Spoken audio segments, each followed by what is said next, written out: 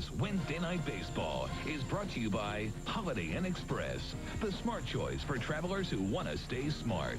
And by the new Big Soft Wind. It's all you need for a great shave.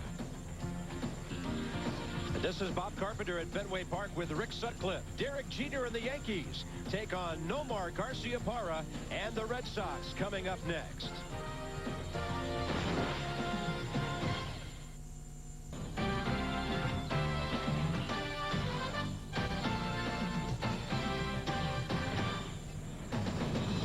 It's one of baseball's greatest venues, Fenway Park in Boston. Who better to be here for Wednesday Night Baseball than the Yankees? They're trying to make it 3 in a row tonight. And as it has been all season long, a hot race in the American League East. Right now, the Yankees having won 2 in a row here, a game and a half up on the Red Sox. But there's another club in the race. Those Blue Jays only a half game back of Boston right now. Welcome to Boston, Bob Carpenter and Rick Sutcliffe. And, of course, the big trade by the Yankees last night, picking up Vizcaíno to shore up that defense. But how about this race, Rick, the 3 that you liked coming out of spring training? Yeah, I think it's going to be exciting all year long. Reason being, the Boston Red Sox have Pedro Martinez, normally guarantee win night. It wasn't last night, but normally it is. Toronto has David Wells. In the past, when the New York Yankees have won 3 out of 4 World Series, they had 3 or 4 guys that they felt like they would win behind every night. Right now, they're struggling to find one. They're hoping tonight David Cone can be one of those guys. If not, they're going to have to go out and get some starting pitching. If Cone can step up, then they can go out and get some of that offense that we've been reading about. El Duque and Clemens hurt. They need Cone. And normally you associate Fenway with offense. It hasn't been like that for the Red Sox this year. It has not. It has not. For the first time since World War II, 4 times it's happened where the Boston Red Sox have been held to 1 run or less 3 straight games here at Fenway. There's just simply no help for Nomar Garciaparra or for Carl Everett. They've got to get somebody to step up for him. And the Yankees, well, not exactly a juggernaut offensively either have they been this year. Joe Torre's club hitting at .278. Knobloch leads off in DHs tonight, 5th time in his career. Then Derek Jeter, Paul O'Neill, Bernie Williams, Jorge Posada at first. Spencer in left, Scott Brosius at third, Chris Turner catching, Clay Bellinger at second base tonight, with Knobloch not playing as part of the Yankee defense. Left-hander Pete Shorrock, career 64 and 68. He's only 2 and 6 on the year. Last win May 15th, and he has really been struggling as of late. Left-hander throws a fastball that misses low and away to Knobloch. Just 3 2/3 of an inning his last 2 starts, and what pressure that puts on the Boston Red Sox bullpen. Yeah, especially after you lose on guaranteed win night, huh? A lot of confidence in that New York Yankee dugout after beating Pedro last night, more so than the 22-1 win on Monday. Sure. 1-1 pitch, and Knobloch looks at it over but low. Chuck Knobloch at .278, an on-base average, .335. Told us before the game he's looking forward to just getting the stick and hacking tonight, not having to worry about throws and catching the ball. He pops it up first base side. Looks like room for Fry. Fair ball. He's got it. Came twisting back into it. Jeff Fry has been real good for the Red Sox in a couple of different roles this year. Offerman was hurt earlier, so Fry did a great job at second base. Well, for Jose Offerman to be in the Boston Red Sox lineup, he has got to do a lot offensively because he's always going to be a problem defensively. On the other hand, Jeff Fry is that same nuts and bolts guy that he was in Texas. What you see is what you get. He has not committed an error yet this year. Derek Jeter riding a 6-game hitting streak. Red hot in the month of June, like his counterpart, Nomar Garciaparra. Short doing a lot of fastballs early.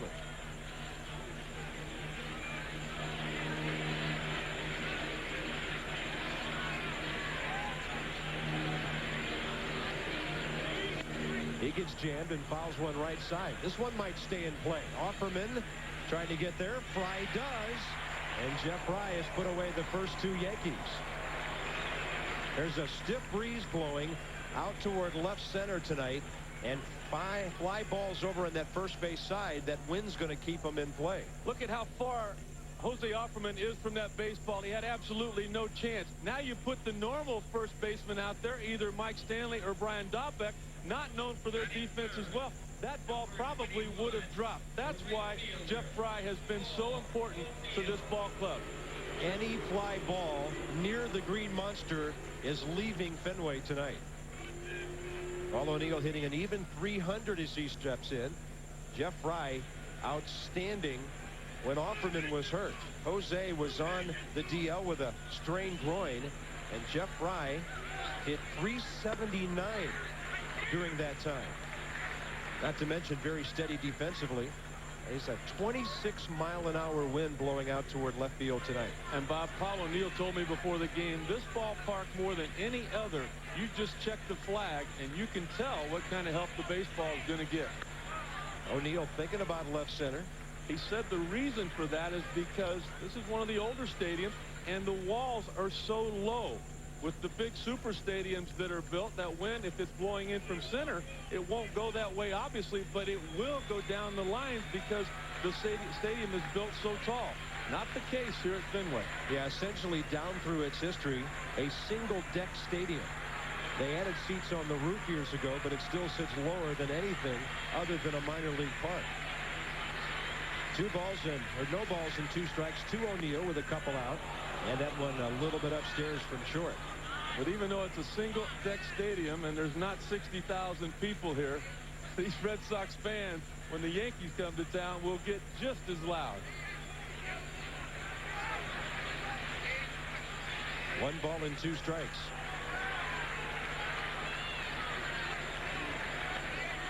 Breaking ball, O'Neill fights it off, fouls it out of play the other way.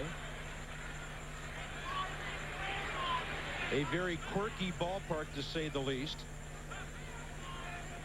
Here's a reason that Pete Shurik has got to establish that fastball. Look at that breaking ball right there. Not sharp, did not fool anybody. Fortunately for Shurik on the outer half of the plate, O'Neill not able to get to it.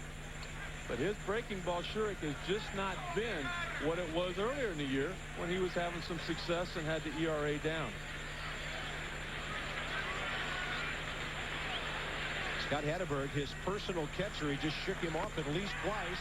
Throws the fastball over the outside corner.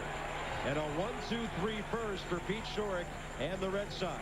Boston against David Cone coming up in a moment from Fenway. 12th in runs.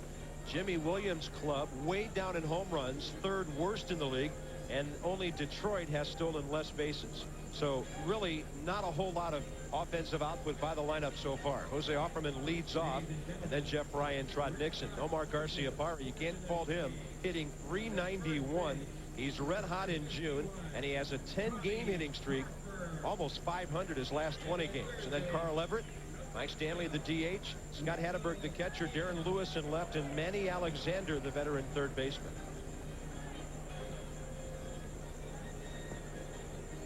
Take a look at the veteran right-hander David Cone, 37 years of age. Ouch when you look at that. Not nearly the pitcher that we have known in the past. A career record of 181 and 108. Also a career ERA of 3.19. But he says that things are different right now, and his last 2 outings would prove that he is right. 2 starts ago against the New York Mets, 3 innings, no hits. That game was rained out. Last outing, 6 innings and only 1 run to the Chicago White Sox. Defensively, the Yankees are ahead percentage-wise, only ahead of the White Sox among American League's worst defensive teams. Clay Bellinger gets the call at second base with Chuck Knobloch on the bench DHing tonight. Knobloch has already popped up, so now his light changes a bit. He sits around for a couple of innings waiting for that next at bat. Joe Torre waited to the last moment to post his lineup tonight. He was hoping that Jose Vizcaíno would get here in time to be in the lineup, but obviously not ready to go, so it's Bellinger. There's Jose, switch hitter. Can play 3 different infield positions, maybe all 4 if he had to. We'll talk more about Jose Vizcaíno for Jim Leyritz as the night goes on. Jose Offerman, line drive, right center. O'Neill over to cut it off. Offerman a big turn, going for 2. He is safe at second base. And you don't make it to second, Rick Sutcliffe, unless you're thinking about it right out of the batter's box. Well, Boston's got to be trying to think about how to score some runs. Just 2 runs in the last 3 ball games. Fastball from David Cone. Bad location, not a lot of velocity on that. O'Neill, as he always does, everything he can, comes up with it. The good, strong, accurate throw. But Offerman, with that right leg extended, able to get to the bag safely.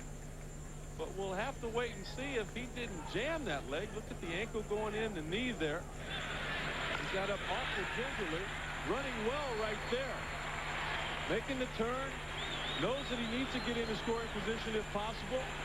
Able to do that, but we'll see how he runs from this point on. It appeared his foot actually got caught up under the bag.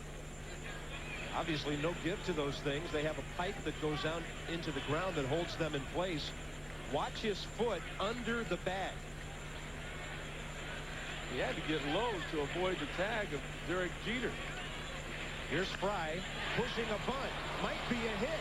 To the bag, a race, and Cone got there in time. Over to third base with 1 out. Offerman as Jeff Fry almost made it first and third. Well, the fact that Joe Torre spent a lot of time in the National League, he knows the National League game, as does Jimmy Williams, the manager of the Boston Red Sox. He says, I'm going to get a run right here. Well, you know what? David Cone spent some time in that National League, too. He knows all about this. If he does not break from the very moment, no way does he beat Jeff Fry to first base and get the first out of the inning. Well, Jose Offerman not looking very good. Right now, Jimmy Williams maybe hopes Stanley's the first baseman and Offerman's the DH. But it's the other way around. RBI opportunity. Trot Nixon has 36 this year.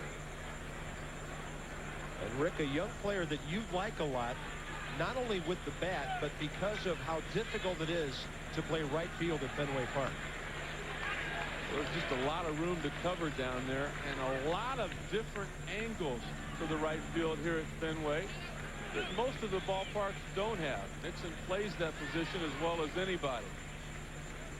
Very cozy down the line, then out to 380 in a hurry. Ball gets away. Offerman a late break. The throw not in time. Red Sox lead 1-0. Offerman hurting on his way to the dugout.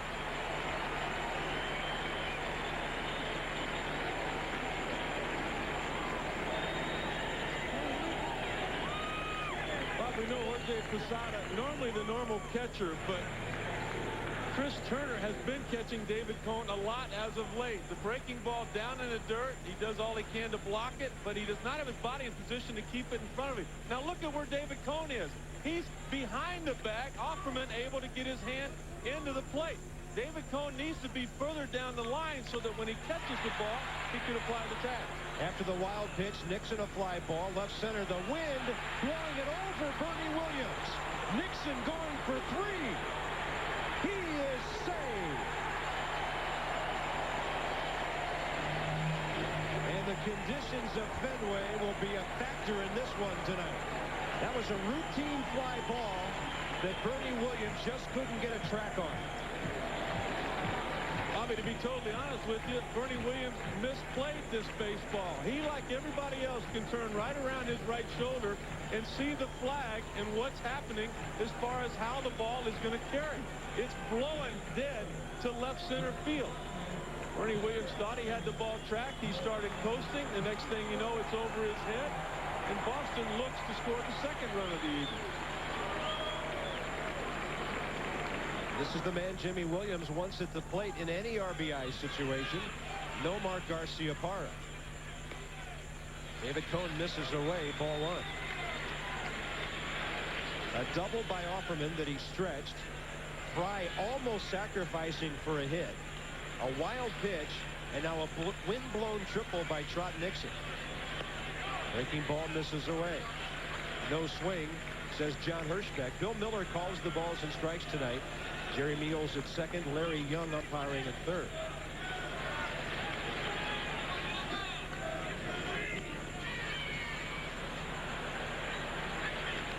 The situation here is the reason Jimmy Williams tonight has Carl Everett hitting behind Nomar Garciaparra. Jimmy Williams will split them a lot up during the course of the year, trying to get them both good pitches to hit. But they've not been giving Nomar Garciaparra anything to drive. Pretty good hack there.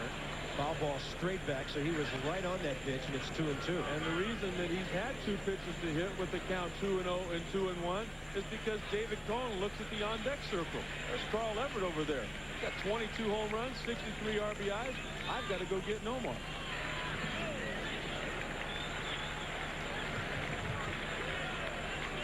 Now after bouncing one, the count's at 3-2.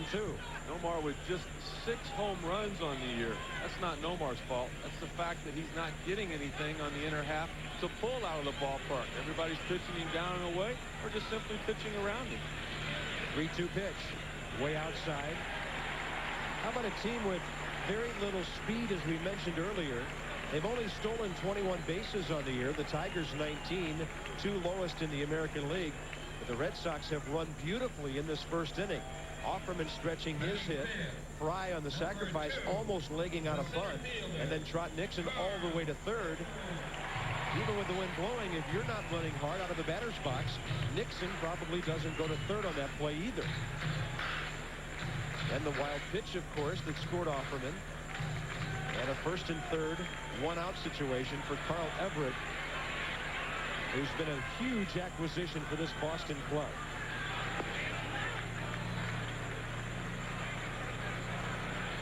You wonder what kind of numbers he would have on June 21st, playing half his games at Enron Field this year.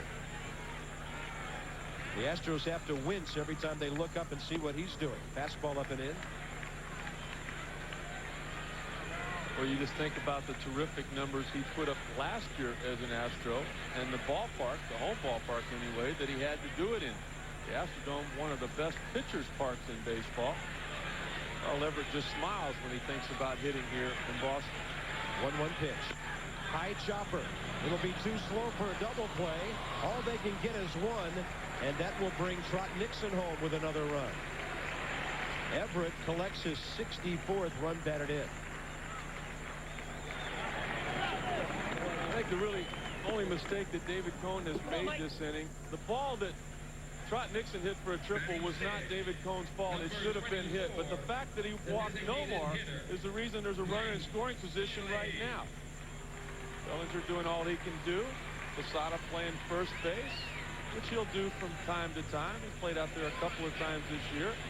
Joe Torre just wanting to give Tino Martinez a night off against a tough left-handed pitcher. Here's Stanley. Swinging a miss on a fastball. Mike Stanley, 2 tours of duties with both of these clubs.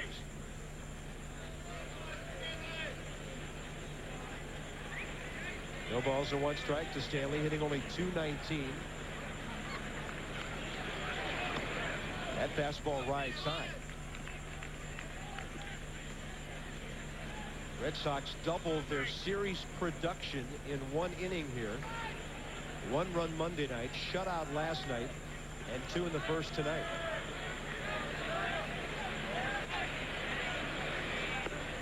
Stanley looking for a fastball up and away, can't reach it. Well, I promise you this, David Cone's not worried about being down 2-0. Pete Schurik has been struggling lately. The New York Yankees can score a run. He knows that his team will get him back into this ball game. He's just got to stop the bleeding right here. He's got Stanley behind 1-2. Another fastball, it misses up and in. That'll even the count.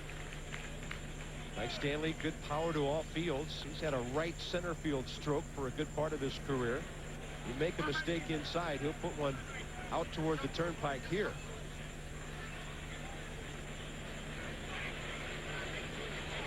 .183 career home runs. Can't catch up with the heater, and Cone gets the strikeout. Red Sox on a couple of hits, a wild pitch, a sacrifice, and a walk, lead 2-0. In the first, Red Sox picked up a couple. Bernie Williams leads off in the top of the second with Jorge Posada and Shane Spencer to follow.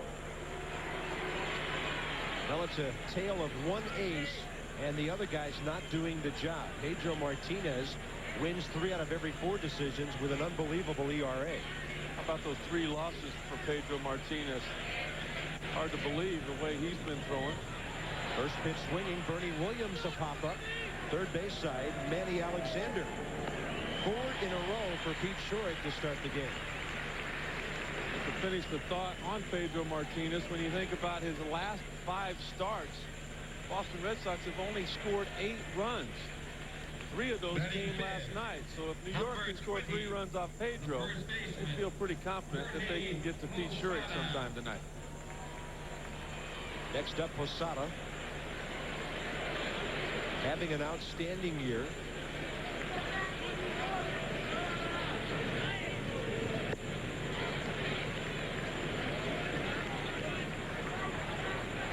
Batting mark of .317, good power numbers. A switch hitting catcher who's batting .394 right-handed. A line drive over the glove of Garciaparra.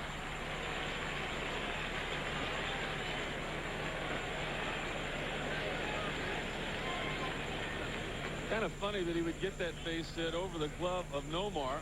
Posada coming into tonight's game with a .449 on-base percentage. That's 5th in the American League. And it's Nomar that's 6th in the American League in that category. Quite a jump for the young catcher for the New York Yankees when realized last year there was talks about him never being an everyday player, not having that kind of talent. Well, he got the opportunity to play every day this year, and he's proven he's the real thing. That he has. Posada, that was his 206th at bat of the year. Derek Jeter was telling me before tonight's game, that's all Posada needed, is the chance to play every day. He says with Joe Girardi here and some of the other situations, he'd play one game. If he didn't hit, he didn't play the next day. Here's the 1-0 to Spencer. And Shorrock, he throws a good changeup to right-handers missing away. Peter said the big thing for him is when he got to the big leagues 4 years ago, he got to play every day. He knew he was going to play through slumps or whatever. Posada did not have that luxury till this year. Up the middle, Shorrock knocking it down to Garciaparra for 1. The relay not in time. That'll be the second out of the inning on the fielder's choice that goes 1-6.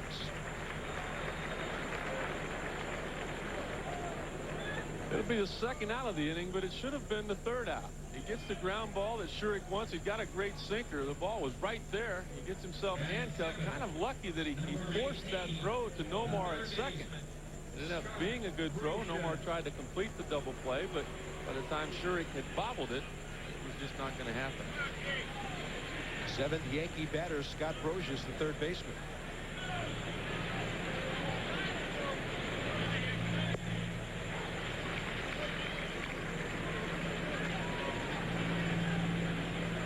Some injury problems early in there for Brosius. I mean, almost right out of the gate on April 5th with a strained rib cage. It was the 3rd day of the season, only the 2nd game for the Yankees. There's a breaking ball that catches the outside corner. Good backdoor breaking ball by Pete Shorrock. Off speed, you saw the gun, 70 miles an hour. He's tricking him at this stage of his career.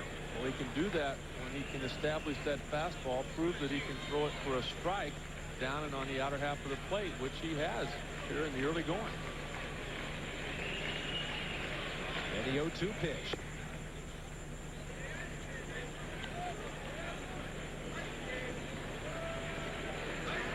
Scott Brosius, not far from his career numbers, a .275 career batter.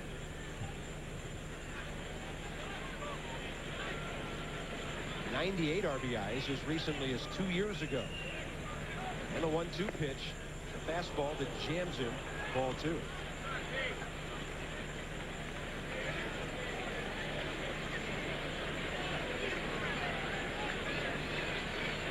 Yankees, not with Shane Spencer, but with other guys, a pretty good running team. 54 steals on the year, second only to the Royals' 58 in the American League. 2-2 pitch up the middle. Garciaparra to his left. Got it. Throws. Nice pick by Offerman at first base. Great range by Garciaparra, and the Yankees strand their first runner of the night. Two of the great shortstops in baseball in this ball game tonight. Derek Jeter had to at least admire, if not like, what he saw a moment ago. This ball appeared to be by Garciaparra. From our vantage point, I didn't think Nomar had a chance to get to that. Look at him fully extended. And what makes this an even tougher play than just that in-between hop is the arm strength of Nomar Garciaparra. I mean, you put him on a radar gun, he's going to be in the low 90s. That was a good sinker to first base and a better catch on the part of Offerman to come up with it. Jose Offerman with a nice smile there. Another guy not exactly known for defense in his major league career. Bottom of the order, bottom of the second, Scott Hatteberg leads off. Boston catcher followed by Darren Lewis and Manny Alexander. This is one of those nights you get people to hit the ball on the ground. Good things will happen. If it's in the air, look out. Hatteberg's only played 31 games, including tonight. Not real happy about his lack of playing time. Batting only .212. Jason Varitek hitting .294. A switch hitting catcher. 4 home runs and 22 RBIs.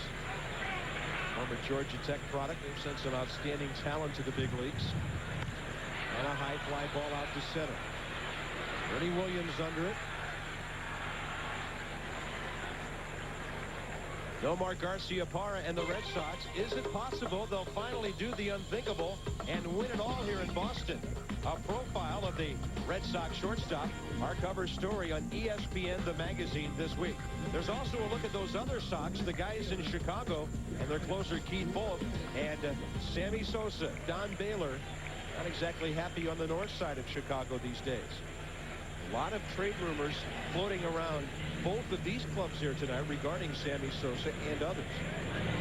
Darren Lewis takes one outside. Reportedly, the Sox have contacted the Cubs regarding Sammy. Red Sox already have a very significant Dominican presence on this ball club. With the Martinez brothers, Jose Offerman and Manny Alexander. There's a little fly ball for Paul O'Neill. He's got it down the right field line. 2 quick outs for David Cone this inning. And of course, the Yankees have had some trade rumors floating around, as they often do. Along with Sammy Sosa, Juan Gonzalez's name has been thrown around the Bronx quite a bit. George Steinbrenner is with the club on the trip. And some publications love writing the fact that when things get a little hot in New York from the controversy standpoint, that's when you'll see George on the road with the ball club. I think that's also been one of the big strengths of Joe Torre as a manager, not only communication with the team, but with the boss as well. A good breaking ball to Manny Alexander. David Cone has retired the last 4 batters now since the walk to Garciaparra. Chuck Knobloch will bat in the next inning. He'll be due up third as the DH.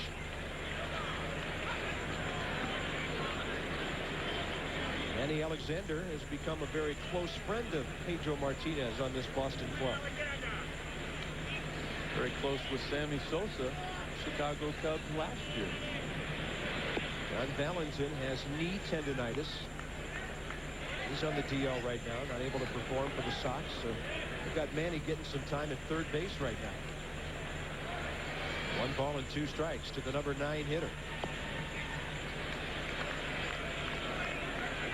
Of course, the Red Sox will be without John Valentin for an extended period of time after the surgery. Here's the 2-2. Breaking ball. It is over Jeter. Runner aboard with 2 down. Let's check in with David Lloyd. All right, Bob, let's go to Shea. Kurt Schilling on the hill for the Phillies. Mike Piazza doing some damage. A bomb to left. A 2-run shot, his 20th. Piazza also had a 2-run homer in the first inning last night. Mets up 2-0. Now the Mets are 4.5 back of Atlanta National League East. Expos 2 back of New York. Braves are 16 games over 500 right now, but not exactly running away from the pack as they normally do. Jose Offerman helped manufacture a run leading off the ball game for the Red Sox with a line drive to right center that he stretched into a double. Moved over on the fried bunt, scoring on the wild pitch.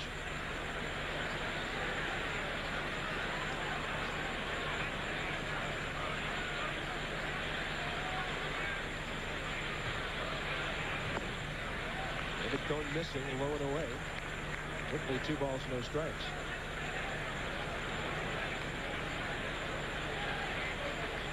Jose Offerman, no stranger to first base. 4 years ago, he played 96 games over there when he was with Kansas City. All kind of defensive problems at second base when he was with the Dodgers. Started out as a shortstop. He has been all over the infield looking for a place to hide that glove. And he made a very fine play to end the top of the second here tonight. 3-1 now, and the fastball in there. It seems like David Cone was a little bit concerned about Manny Alexander stealing second base. I'm not real sure why.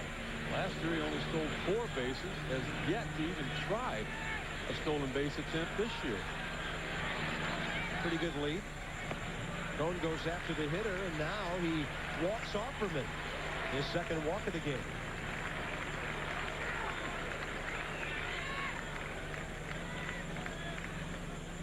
You don't get the break at the bottom of the order in the American League like you do in the National. Joe Torre's got some concerns. I bet you pitching is on his mind quite a bit these days. Starting pitching. They say that in the last 2 starts, David Cone's velocity has touched 90 miles an hour. We'll look to see if he can get to that point tonight and maintain it for at least 5 or 6 innings.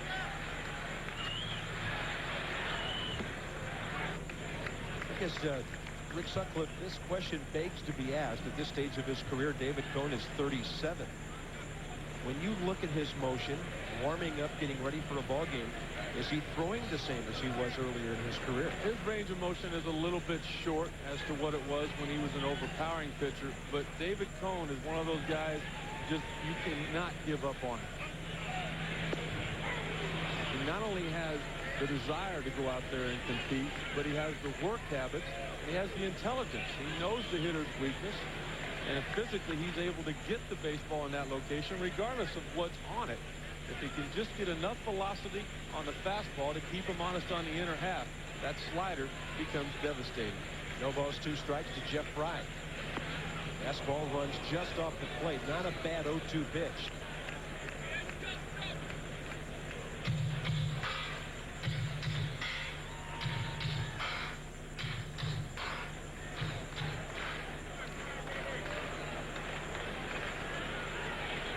Grabs that split finger fastball to begin with, and then he will change it from time to time.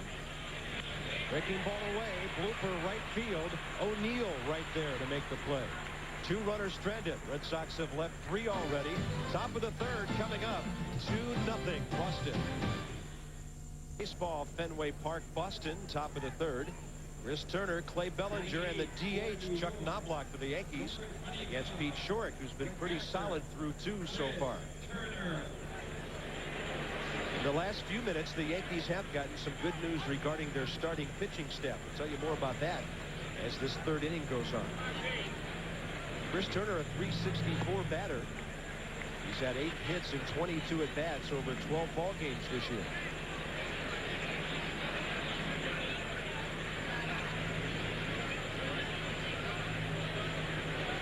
Dino Martinez on the bench tonight with a left-hander starting for Boston. So Posada's at first, and Turner gets the call behind the plate. Turner, kind of a journeyman catcher. He's been in the big league each of the last 7 years. First with the California Angels, then the Anaheim Angels, the Royals, Cleveland last year. But during those 7 years, just 121 games. The reason he's catching tonight, he's kind of become David Cone's personal catcher. Got a lot of experience back there, frames the pitches real well. I'm sure this .364 average, not only a surprise to us, but probably Joe Torre as well. 2 balls and 2 strikes.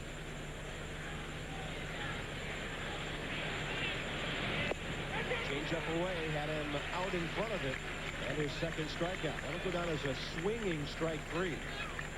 People maybe not giving Chris Turner enough credit, challenging with fastballs, which he can handle. The off-speed pitch is what's kept him in the minor league level as long as he's been there. Good change up there from Shurrock, which was set up by the fastball. I was talking with Joe Kerrigan, the pitching coach of Boston, an outstanding pitching coach. And he was saying that Schurik has just gotten away from his fastball. He's trying to trick too many people. Here's Clay Bellinger.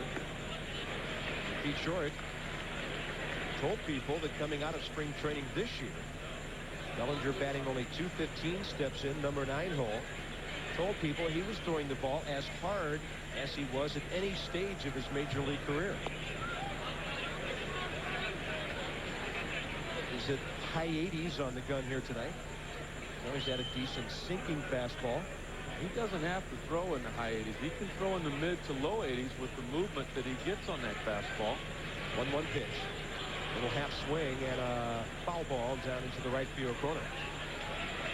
But Joe Kerrigan has told Pete Schurik, he's kind of one of those projects, you know, that Joe Kerrigan gets a lot of. It was Flash Gordon to begin with, then Brett Saberhagen, Jeff Facero this year, along with Pete Schurik. But he said that Schurik has to pitch with that fastball, even though he only pitches in the low to mid 80s with it. He's still a fastball pitcher. Sometimes he forgets that. 1 ball, 2 strikes. And a high fly ball, third base side. Manny Alexander with room.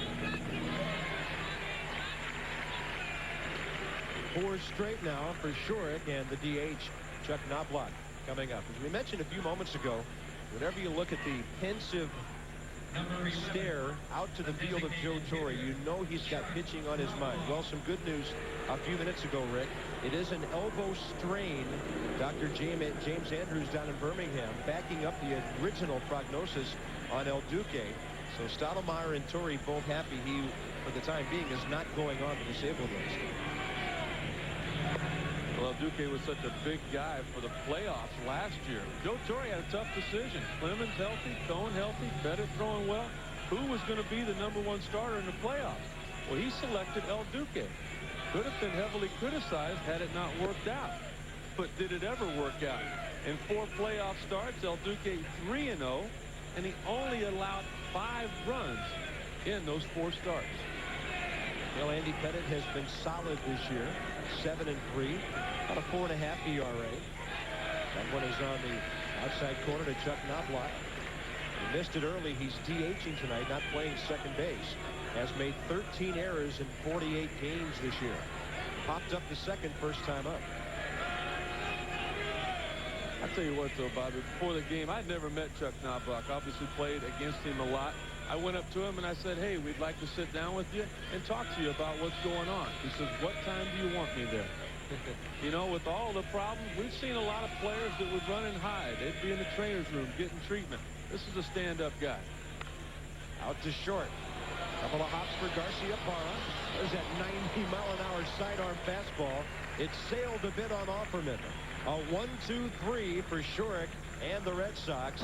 Nomar bats second, bottom of the third in just a minute. Twilight time approaching here in the hub. The wonderful city of Boston, Massachusetts, home of Fenway Park. The question in Fenway right now is, how long will the Red Sox be playing right here? There's all kinds of controversy and uncertainty surrounding the new Fenway Park, a $600 million project that Dan Duquette and the Red Sox hope will happen sometime soon. If not, if it doesn't happen, they may have a hard time affording some of their marquee players in the next 5 years. Trot Nixon, ball dropped, then picked up by Cohn as he crossed the bag. We're going to have an argument with Tommy Harper, Trot Nixon, and Jimmy Williams. Well, you got to give the first base coach, Tommy Harper, of the Boston Red Sox, a lot of credit right now, because had he not got Trot Nixon out of there as quick as he did, Trot Nixon would have got thrown out of this ball game. John Hirschbeck, the first base umpire, was not going to take very much. Whether he was right or wrong, Nixon started throwing his arms. He was getting ready to take his helmet off. The crowd was yelling. That's a sure sign for a quick ejection, which is what Jimmy Williams looks like he's trying to get going here. Posada with a real nice job. Look at him right here. Watch him right there. I mean, he's off and going. Fully extended, comes up with it. He makes the perfect throw. David Cohn does not catch the ball, nor tag it back. And you know what? Trot Nixon had a right to complain, as did Jimmy Williams. He didn't even hit the bag. Yep. Fastball outside corner to Garcia Parra. So the Red Sox robbed of a base runner there.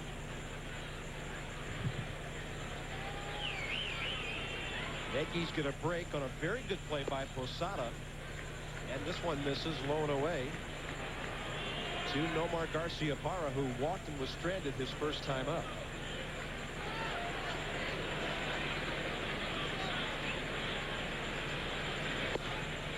Cone with a fastball that just misses away. He's got to reach back for a little extra when he tries to get through the heart of the lineup, as he has to here in the bottom of the third. Good breaking pitch away. Garcia Parra thought it was a fastball when he started his swing. Well, it was all set up by the previous pitch, which was David Cone's best fastball. Garcia Parra trying to get to that fastball, get the head out, too far out in front. Target away. That is a fair ball. It'll hit off that short barrier. Garcia Parra makes the turn. He's at second base easily with one out. Now that call at first base really looms large. The Red Sox would have a big inning possibility right now. Well, the fans are happy right now with the double off the bat of Nomar Garcia Parra's bat, but Jimmy Williams is not happy. He's looking at what could have been second and third and nobody out. Instead, there's one out because of the call at first base and just a man on second. Number 2, the center fielder, Carl. Well, with Carl Everett up there, he's been a part of a lot of big Boston innings this year. Collected his 64th RBI of the season 2 innings ago on a ground ball. Coming into this day, only 3 American leaguers had more RBIs than 64. Carlos Delgado and Alex Rodriguez each with 64. Mike Sweeney of the Royals with 70, along with Jason Giambi and Edgar Martinez 73. Here it is at first base. Cone bobbles it right there. Now look at him. He's not on the bag. He's short of the bag. Comes up with the ball late. But like a good used car salesman, he was pretty convincing that what he had was the right thing for John Hirschbeck. I'm really surprised they're pitching to Carl Everett here in this situation. The first pitch, not even close with the breaking ball. The last pitch, the split-finger fastball down. If Cone's going to pitch around him, to me, that's going to take too much arm strength away from the veteran right-hander. If you're going to throw strikes to him, then you're doing what you want to do. But see, he's not throwing a strike yet. If Carl Everett wants to expand the zone, well, that's what David Cone and Joe Torre are hoping. But he's reaching back. He's going at 100% on those first 3 pitches. And the right-hander, Mike Stanley on deck. Another high-type fastball. Does anybody in baseball jam the plate any more than Carl Everett? He can do that because he has tremendously quick hands right on top of home plate. That's a foul ball that hits his leg. And the count goes to 3-2. Well, it hit his leg, but it honestly would have been ball 5. It's a split-fingered fastball, 3-1. He doesn't want anything to do with him. You can see the glove of Chris Turner, the catcher, going down towards the ground. Counts 3-2 right now, but he has yet to throw a pitch in the strike zone to Carl Everett. One out, Garcia Parra at second base. He extended his hitting streak. He'll stay there as Everett walks with one out. And David Cone with a walk in each of the first 3 innings now. Well, Omar's now hit safely 11 straight games. Excuse me, Bobby. You could also see the velocity on that last pitch, just 84 miles an hour.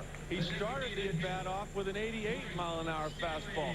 But the arm strength is going to come and go with the veteran pitcher, David Cone. So Torrey right now just hoping David Cone has got enough to get the next couple of guys out. Struck out Stanley his first time up.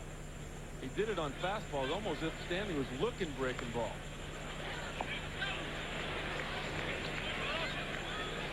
Mike Stanley broke in with the Texas Rangers back in '87 out of the University of Florida. He had a stretch of about 5 consecutive years in his career when he kept coming to spring training and had to make the club as a non-roster player. He did it every time, and here he is in the year 2000, still a pretty good major league hitter. High fly ball, left center, not too deep. Ernie Williams over. Runners will return. 2 down.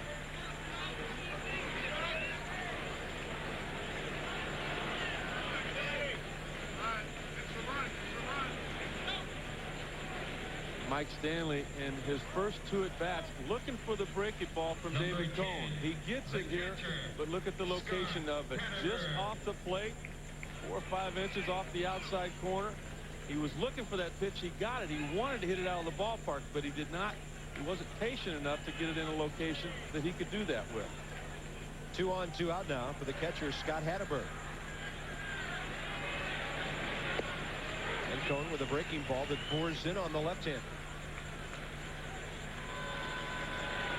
He's always had every single pitch that you would need to be a dominating pitcher. There's the curveball he'll throw for a get-over strike. The hard slider that he'll finish you with.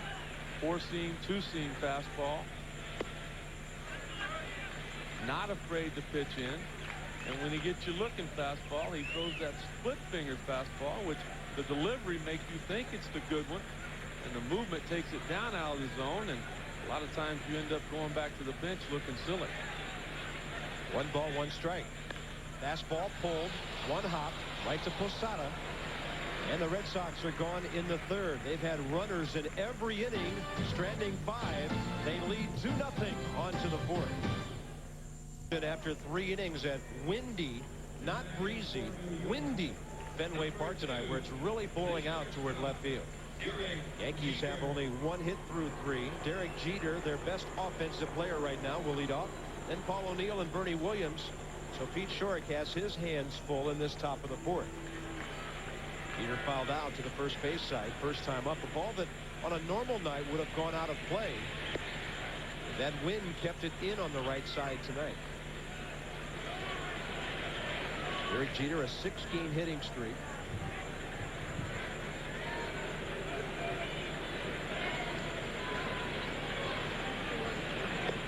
There's that changeup. Shorrock able to fool right-handers with his motion. Well, the reason he might be able to get through this part of the lineup the second time around is that he simply did it the first time with the fastball. Now he can go to the curveball, the changeup, as he did there for the first strike. Breaking ball stays outside. Rick, is that the sign of a good veteran pitcher? We see a lot of youngsters these days throwing every pitch they have right from the first pitch of the game. Well, a lot of youngsters will come out and they get him out on a fastball the first time out. You think you can do it the second time with good hitters. You can't. This fly ball right field line, trying to stay in, and on to grab it, Trot Nixon. There's an example of how to play a very difficult right field here. 1 out in the 4th. Let's check in with David Lloyd. All right, Bob, to Montreal. Pirates Expos. Tony Armas Jr. in trouble. Bases loaded. John Vander Wal can rake. His 2nd grand slam of the season. Armas pulled out to 2 1/3. It's now 5-0 Pirates. 7-0. Well, Pirates are struggling. 10 back of St. Louis in the Central. Expos, as mentioned earlier, 6.5 behind Atlanta in the National League East. Paul O'Neill is next. And oddly, Derek Jeter has fouled out twice tonight to the opposite field. Trot Nixon had to kind of come around that little corner down there, didn't he? And if you don't know where that corner is, you can hurt yourself. Not only does Trot Nixon know that, but the guy at home plate knows it real well, too. The right fielder for the Yankees, Paul O'Neill. He gets jammed. 2-hopper right down to Offerman. And 2 very quick outs for Shorrock in the top of the 4th. Let's go back to that pop fly by Derek Jeter. Well, you got to know where the wall is. You've also got to know that the wind's going to bring it back to you. Look at him get to the wall, then come directly down the line of the fence there to make what would have been a difficult play look real easy right at the end. Now, see, if Trot wants to get on one of the wet gyms on Baseball Tonight or the plays of the night, you know, you got to kind of stutter step and make that look a little tougher. A little dive at the end? Yeah. Maybe a somersault? Here's Bernie Williams, and he popped up to 3rd his first time up. Shorrock catches the corner with a backdoor breaking ball.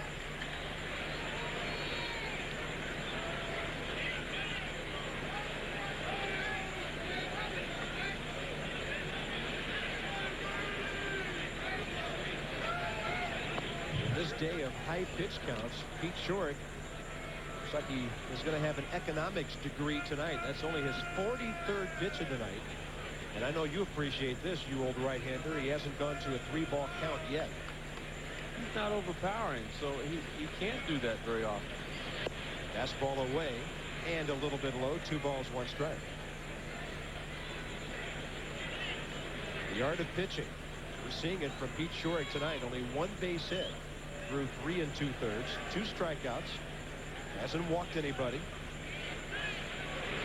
And a 2-1 pitch bounced out to short for Garciaparra. Look at the momentum in the arm. He laid back and had everything going toward first base. Garciaparra and Shorrock, brilliant. Season with 180 wins. It's the late part of June. He only has 1 more. It's been a different kind of season for David Cone so far. Well, it's been frustrating because, you know, in years past, I've always worried about how my arm feels and whether I can get it up for a start. But this year, physically, I really have felt great. At times, my stuff's been very good, and at other times, very inconsistent. So, yeah, it probably is as frustrating as I've ever been. 2 runs on 4 hits tonight, 3 walks.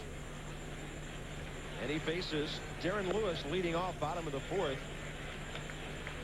For the Red Sox, I guess, Rick, you could look at his comments one of 2 ways. It's great that he feels pretty good physically, but it's alarming that he feels good and is not getting the results. I think David Cone probably misses last year's catcher, for him anyway, Joe Girardi, more than anybody on the New York Yankees. Girardi was one of those guys that could control the game. He would call most of the pitches. Fly ball out to Bernie Williams from Darren Lewis. That's how the bottom of the 4th gets underway. All of the Yankees will tell you, including Joe Torre, that they miss Joe Girardi in the clubhouse. He was one of those guys that if a problem would come up, he could have that calming effect. He could go solve the problem before it became big, and the manager or pitching coach, there's Mel Stoudemire, would have to deal with it. But David Cone now, and this is not to knock Jorge Posada, but it's going to take him a while to learn the league. Joe Girardi had already done that. Posada playing at first base tonight. Manny Alexander is next. Rick, it's really interesting what you're talking about in terms of the clubhouse. I mean, you look at this club, Bernie Williams, Paul O'Neill, Tino Martinez, all these veteran guys. Losing 1 guy can make that big of a difference, huh? Now, when you think about the guys you mentioned there, what quality guys they are, there aren't many problems with the New York Yankees, but when there were, it was Joe Girardi that would solve a lot of them. Breaking ball that was hanging up there, and Manny Alexander way out in front of it. There's a lot of experience that the Yankees lost from last year. Darryl Strawberry's not with the club. Chili Davis is no longer with them. Tim Raines, who is another one of those good bench depth guys. That's been the big thing about the Yankees. People talk about their lack of depth this year. Jose Vizcaíno will help in that regard. Multi-position infielder, a switch hitter. They put number 13 on his back, so evidently Jose's not very superstitious. There's a fastball that almost hits Manny Alexander. And you and I were talking about Jose coming over to the ballpark today. Another one of those good clubhouse guys. Absolutely. Pretty good fastball inside, too. Cone's always had the ability to do that, not been afraid to pitch inside for effect. Sidearm. And the right-hander bailing and leaning. Jeter going back. It's trouble. And it is caught by Shane Spencer. If you're an infielder tonight, you cannot start backpedaling too early because of the wind. Well, if you're an outfielder, you got to start running immediately when a ball's popped up like this because the wind is going to bring it to you. Normally, this is Jeter's ball, but Spencer's got to get there. Now look at him turn it on. That's a little bit late. But, you know, the stutter step that he put on there might put him on wet gyms tonight. See?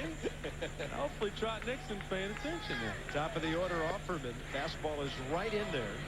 David Cone with a chance for his first 1-2-3 of the night.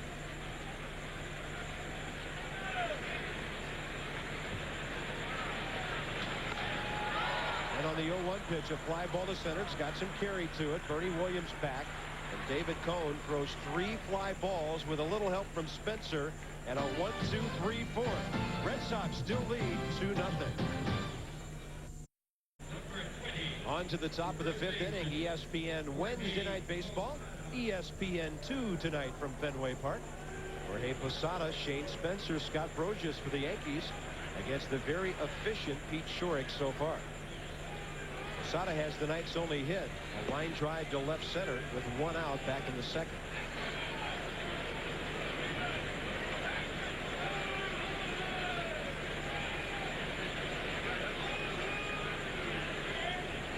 Almost 3 weeks since Pete Jurick has gone this far. Tonight's his 14th start of the year.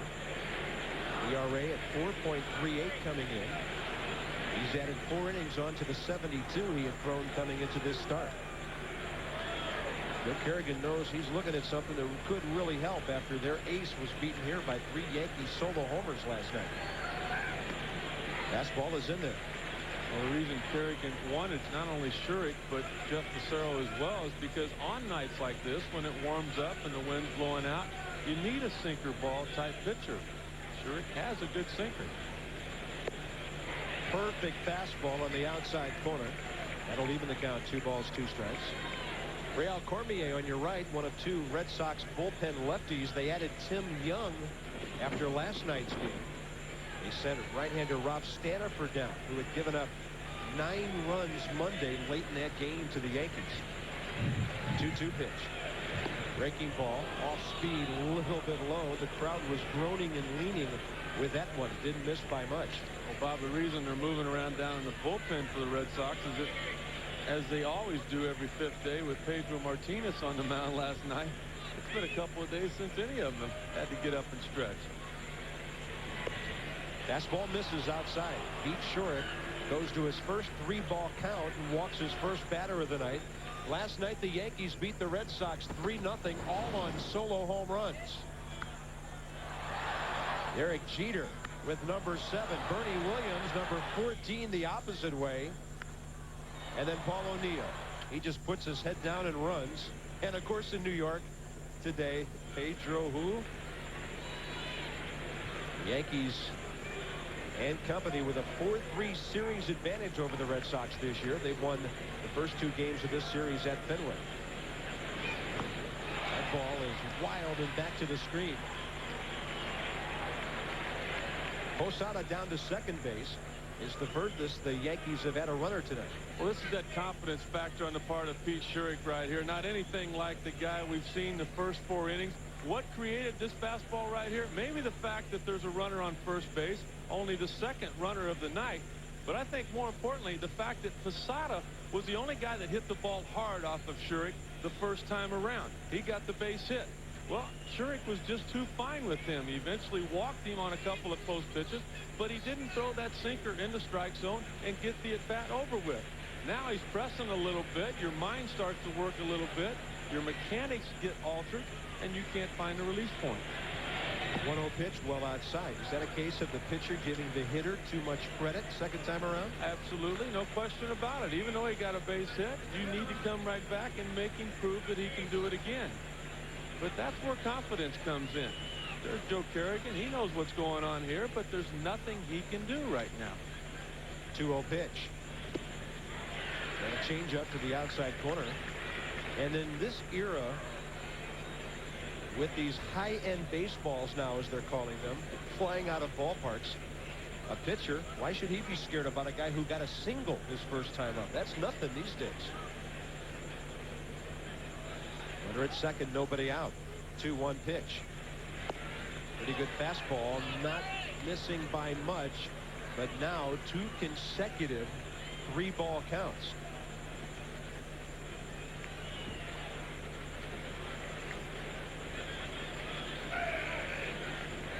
The New Williams team got 2 in the first. Nothing since. And the 3-1 pitch. Way outside. 2 on, nobody out with walks. For some other action, let's check in with David Lloyd. Let's go to Comiskey. Indians and White Sox. James Baldwin going for his 11th win. This won't help. Jim Thome, the 2-run blast in the first. Thome came in 2 for 20 against Baldwin. It's 3-zip right now in the bottom half of the first. Well, Cleveland needs another one, don't they? They won last night to go 7.5 back of the red-hot White Sox in the American League Central. White Sox starting the night 20 games over the 500 mark. The best record in Major League Baseball. They have 2 more wins than Atlanta. And then meanwhile here in the East, it's still close between Joe Torre's Yankees and Jimmy Williams. Red Sox a game and a half separate these two. Red Sox have lost 4 in a row. Of course, the Yankees, a victim of the White Sox last week, swept 4 there. First time that's happened to the Yankees against anybody since 1990. And guess who it was back then? The White Sox. Joe Torre said that this latest 4-game sweep was not only an embarrassment to the owner of the New York Yankees, but to the whole organization as well. There's a first pitch breaking ball that misses to Scott Brosius. Well, George sees a couple of guys on base for the first time tonight. Walks to Posada and Spencer here in the 5th. With all their problems, the Yankees are still 7 games over 500. They're 6 over on the road. They have a winning record in their own division, 11-8, 4-3 against the Red Sox. Good news tonight about El Duque. Elbow strain. He will not go on the disabled list. Come on, bro. Fastball, a one-hopper. Fry. Garcia Parra, he's got to get out of the way. Spencer really going after him. It'll be first and third, 1 out after the 4-6 fielder's choice. Talking about a club that likes to run around the bases, these aren't your old Colorado Rockies. The Rockies at Arizona on ESPN Sunday Night Baseball. Todd Helton hits for power, but they've got some other guys doing the job defensively. Finley's been great for Arizona. Colorado swept the Diamondbacks last weekend at Coors Field, and right now they're only a half game back. In 2 games, they outscored them 33-7 last week. First and third, 1 out here in Boston. Chris Turner steps in. Yankees needed at least that runner over at third to be sent home. Up the middle, it'll be a base hit. New York's on the board. Brosius stops at second, and Chris Turner, batting 9th, picks up his teammates with only his 3rd run batted in of the year. So the walks come back to haunt Pete Schurik and the Red Sox. Well, the defense of the Boston Red Sox could do nothing about the first 2 base runners. If Pete Schurik throws this exact pitch right here to all 4 of the hitters that have come up this inning, he's going to get 3 outs before it's all over with. That sinker down and away, hit off the end of the bat. No big deal. Forget about it. Throw another one. It'll get hit softly at somebody, and you'll be out of the inning. But with the 2 base on balls, now once again, Schurik has found himself in trouble in the middle part of the ballgame. Clay Bellinger, the batter. Now the tying runs at second base. These are not the Bronx Bombers this year, as we mentioned earlier. Kickoff play at second, back in plenty of time is Brosius. The Yankees came into this game 6th in the American League, batting .278, 10th in runs, 9th in home runs. So they're trying to manufacture a tie game or even a lead here in the top of the 5th inning. Torre's gotten 1 key hit. He waits for another. Bellinger takes a fastball to the outer half.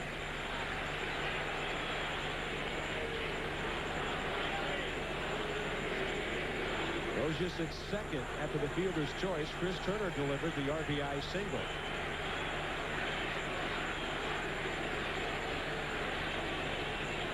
There's a breaking ball pulled foul.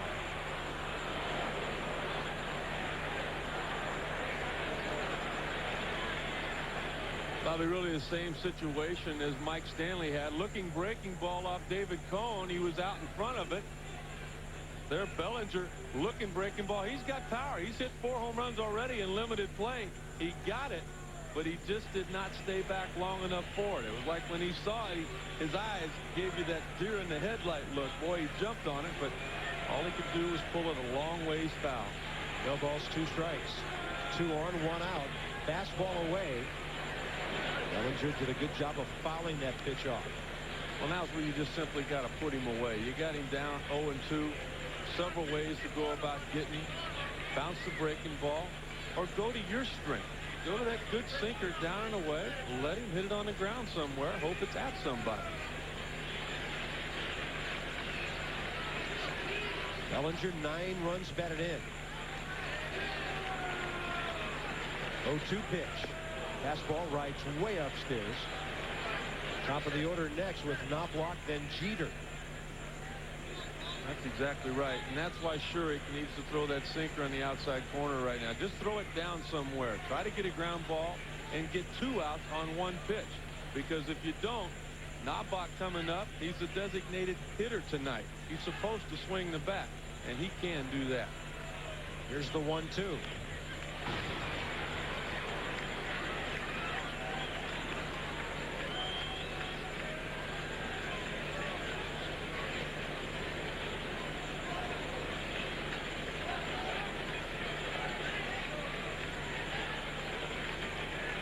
Still that breeze blowing out toward left field, not as stiff as it was earlier. 26 miles per hour at game time. Schurik's been able to keep the ball down tonight with that sinking fastball and his changeup. Another one, there's a broken bat. Beyond the mound, runners had to hold up. Safe at first.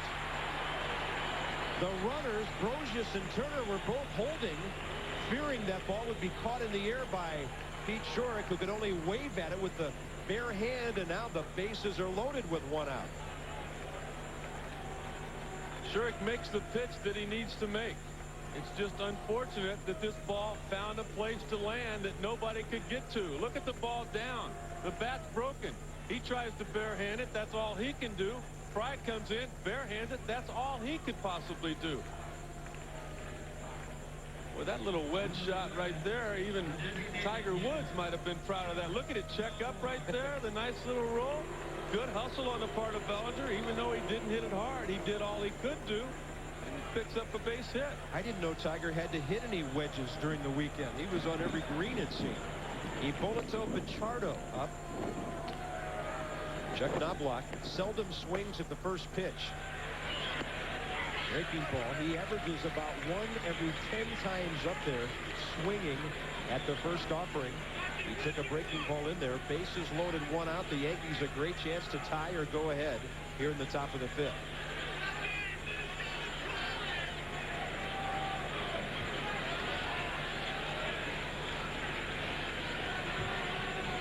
Fastball popped up. Right side. Fry's got a way to go. Nixon is coming in. He's got it. Runner tagging. All he's got to do is hit the cutoff man or the catcher. And that's the 2nd out. Trot Nixon probably didn't need to pill that ball as much as he did. He threw it way into the dirt. And the Red Sox are lucky Jose Offerman didn't have that thing go off his glove somewhere. 2 outs now. It'll be up to Derek Jeter. Nixon did what he had to do, though. He came in, he made the play, he got rid of it down where the ball could have been cut off. If not, you've got the catcher there to block the ball, and if it gets by him, the pitcher's supposed to be behind him. But also doing a terrific job there was the third base coach of the Yankees, Willie Randolph. Don't take a chance on sending him when you got the man in New York right now coming up next, Derek Jeter. Derek just trying to hit the ball fair tonight. He has fouled out twice. Once to Fry, once to Nixon. Bases loaded, 2 outs now.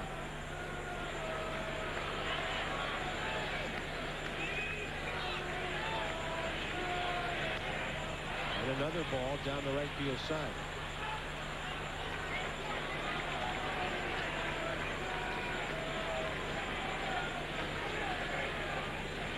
.795 hits in the first 4 full seasons for Derek Jeter.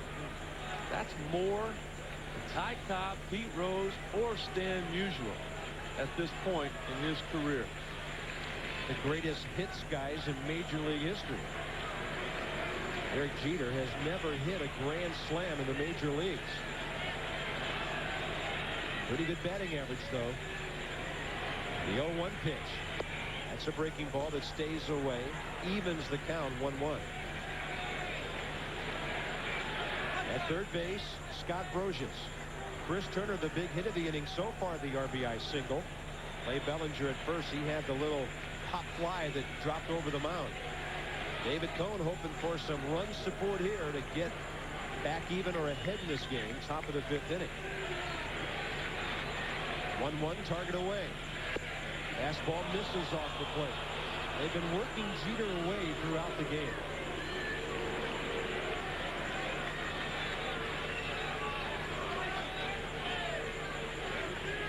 Shorrock's pitch count, as we mentioned last inning, in the low 40s, his first 4 total. He's thrown better than 24 pitches in this 5th inning. Now the 2-1.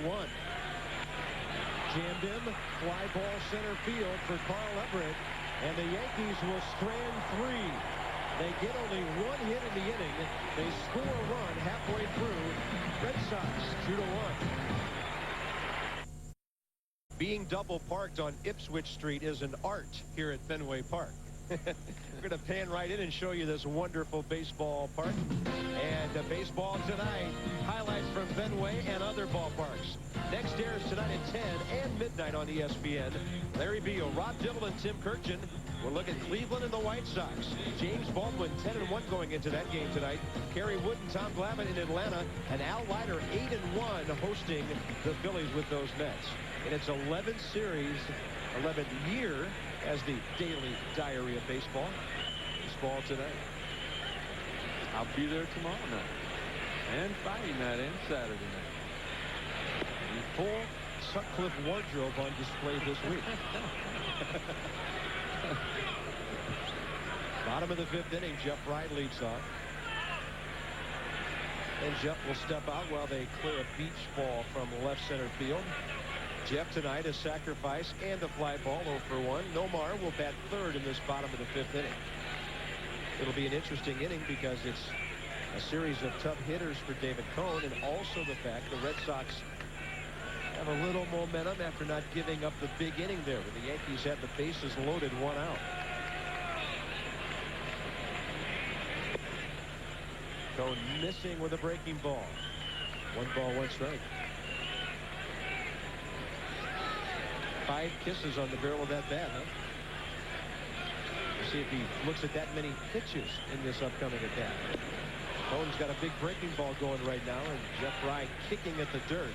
You know, he's in the hole 1 and 2. The funny part about watching Nomar do that, if he comes up and hits a homer or hits something hard, how many little leaguers in their next baseball game are going to kiss their bat 5 times? Well, every shortstop should. Fastball, jam job. Little flare to center, and it'll drop in front of Bernie Williams and beyond the reach of Clay Bellinger. And for the Red Sox, their 5th base hit tonight. And here comes that part of the lineup that's going to give David Cone trouble if the velocity on his fastball goes down. Back in the bottom of the 3rd inning, Trot Nixon was called safe on a play that could have gone the other way. There's a fastball, not quite in enough on Fry. He's able to get it over the infield in front of the outfield. With 3, 4, and 5 coming up, a dangerous situation for David Cone. Trot Nixon 1 for 2 with a triple and a run scored. And a breaking ball over the glove. Problem without that good velocity, Cone would like to go hard away from Trot Nixon here. Keep him from pulling a ground ball through that hole vacated by the first baseman holding the runner on. Nixon wants to pull. Cone wants to keep him from pulling. But we'll find out if he's got enough velocity to do that or not. The reason you want to pull in this situation is because you get a base hit to left field, the runner's just going to simply go to second base. You get one to right field, and he should be able to get to third base. So early in the count, that's what you try to do as a young hitter. 1-0 pitch. Good changeup by Cone. He really had Nixon ahead of that one.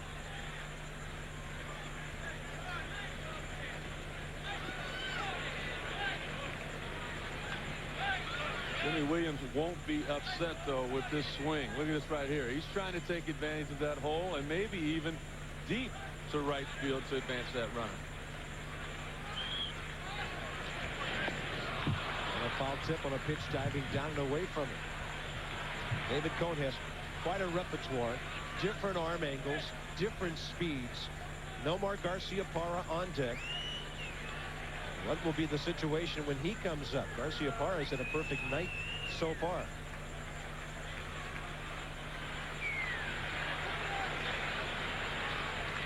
Now the 1-2 pitch. Fastball he offered and strikes out.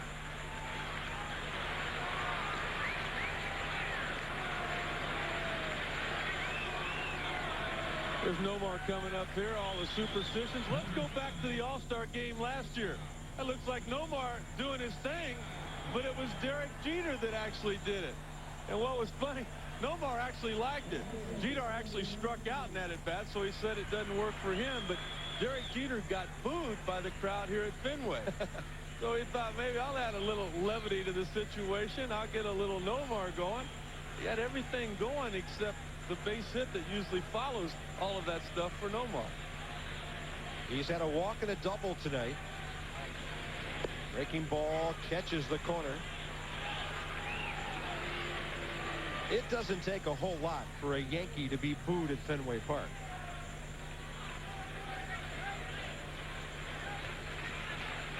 Oh, fidgety up there.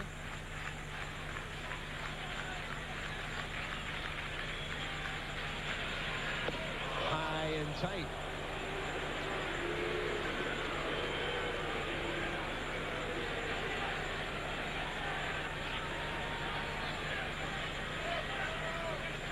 Nomar in last night's ball game with 3 hits. The rest of the Boston Red Sox as a team just had 3. And the 1-1 pitch driven to right field. Paul O'Neill going back. You've got to hit one a ton for an out opposite field homer in this ballpark if you're right-handed. 2 outs, and here again, David Lloyd.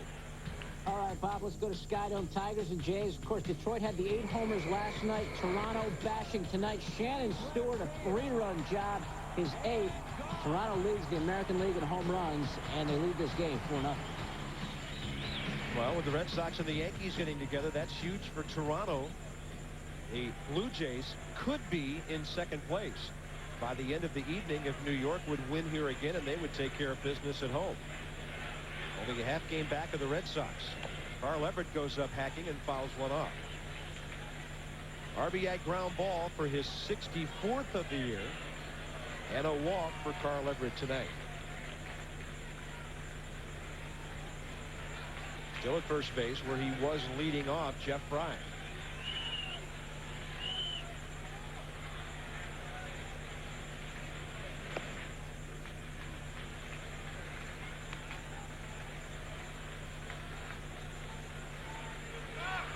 Rocky 5th inning for Pete Short, but he got out of it only giving up 1 run. David Cone, his 5th inning of work. 2 runs on 5 hits thus far. And Everett takes a big hack at a pitch up and in. Of course, almost every fastball is in to him because of where he stands. Jim Rice, the hitting instructor of the Boston Red Sox, says that Everett has real quick hands, but he has slow feet.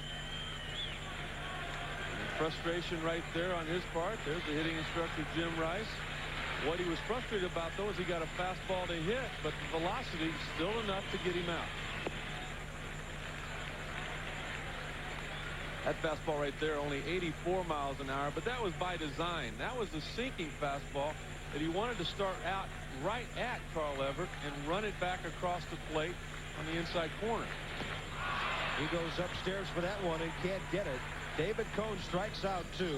Red Sox have stranded 6, and after 5, Boston 2-1. ESPN2's Wednesday Night Baseball is brought to you by FogDog.com, the athlete's toy store, and by Radio Shack. You've got questions, we've got answers. Fenway Park on a very windy late June evening. Doesn't feel like the first day of summer in Boston, Massachusetts, does it? 2-1 Red Sox after 5 innings of play.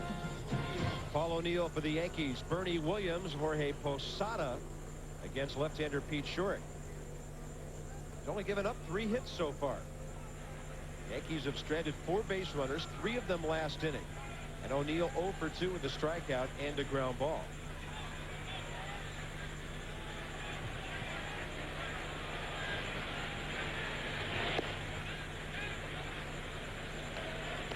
Paul O'Neill, one of the 3 solos here last night, his 8th of the year.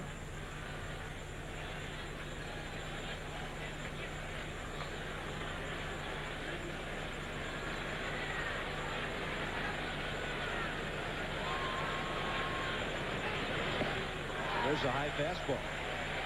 I think with that breeze in mind, we're seeing a lot of batters swinging at high pitches that are unhittable today. We're also seeing a left-handed hitter in Paul O'Neill that's having a lot more success against left-handed pitching this year. 375 coming into tonight's game, as opposed to last year when O'Neill only hit 190 in the same situation. He's tired of waiting, steps out. You saw Hipólito Pichardo up for the second time tonight, throwing in the Boston bullpen. As mentioned earlier, Pete Shurick's longest outing since early June. There's a ball well hit to right center. Heading for the bullpen. It'll hop over and be a ground rule double leading off. So immediately the tying run on base leading off the sixth. Obviously, Jimmy Williams and Joe Kerrigan knew that their starting pitcher was in trouble. They had Hipólito Pichardo up and throwing at the same time Shurick did. And I believe that's going to be all Jimmy Williams wants tonight out of his starting pitcher.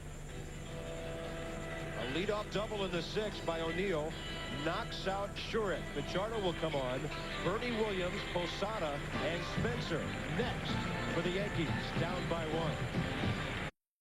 Yankees have been busy on the bases in the last 2 innings. They've got the tying run on. Paul O'Neill with a double that knocked out a frustrated Pete Shurick. Yeah, but this is why Jimmy Williams took him out right there. Look at the round of ovation, the tip of the cap from Pete Shurick there, and some confidence to be gained from this outing by a pitcher that has had a lot of that glove slamming as of late, as in frustration. By getting him out of the ball game there, he may not win the game, but he can't lose it, because that's just a tying run out there at second base. This is the go-ahead run potentially at home plate in the presence of Bernie Williams. Hipólito Pichardo, longtime Kansas City Royal, didn't pitch at all last year after surgery in his right elbow. So he inherits O'Neill at second, Bernie Williams stepping in. Bernie will now turn around, bat left-handed. And this year, as a lefty, .290 for Bernie Williams with 9 of his 14 home runs.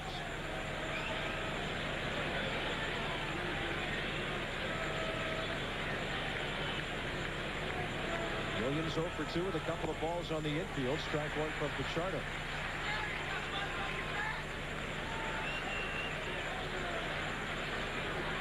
Pete Shurick goes 5+, 4 hits. Walks a couple. Strikes out 2. He's responsible for O'Neill out there at second base.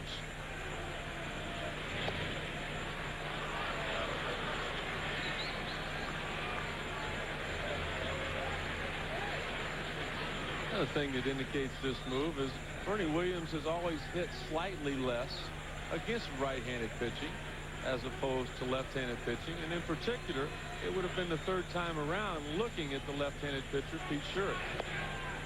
Fastball away.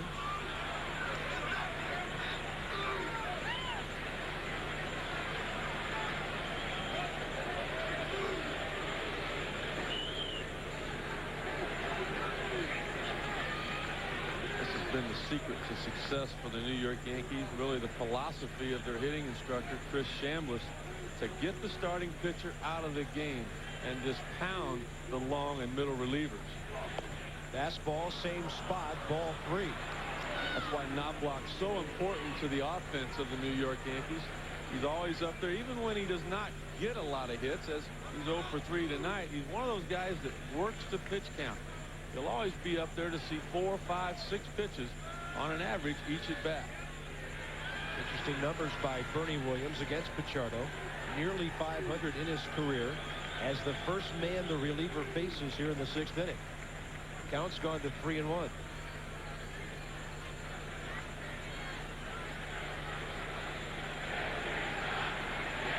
Tying runs at second base, nobody out.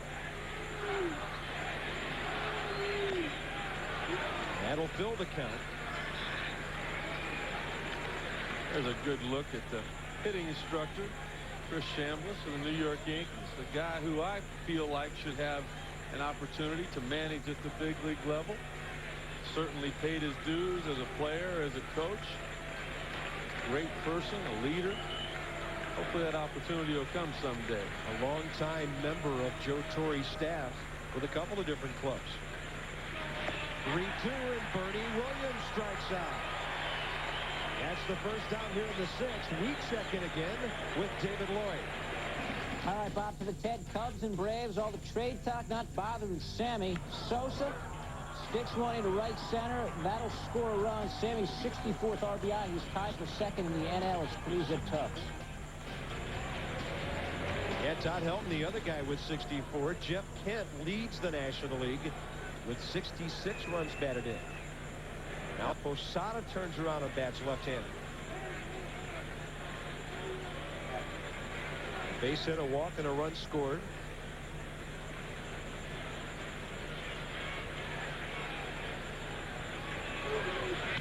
He rips one for a base hit to right field. O'Neill around third. Nixon's throw, cut off. They've got the runner hung up between first and second. Still alive, and then finally tagged out. Yankees tie the game on the Posada base hit. His 37th run batted in.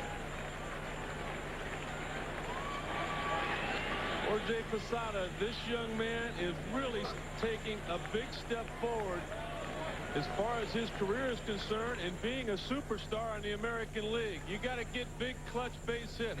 Bernie Williams was not able to advance the runner. He was at second base with nobody out. He's still standing out there at second. Now instead of a sac fly, it takes a base hit. Posada provides that. It could have been maybe close at home.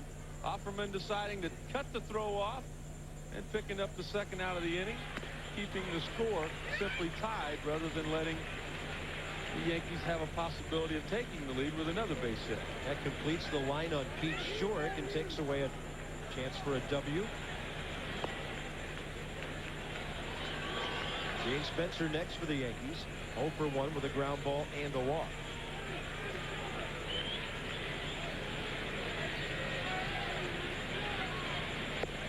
Pichardo nips the outside corner there. 1-2. Don't look at the velocity of Hippolyto Pichardo. It really doesn't matter. He's got that funky type, deceptive delivery, a lot of late movement both ways with the fastball. His best year with the Royals, actually his first year, when he won 9 games back in '92. He won 8 in '95, and not a whole lot of production after that. And of course, the elbow problem sidelined him all of last year. The Red Sox signed him as a free agent on February 16th. 3 balls and 2 strikes to Shane Spencer.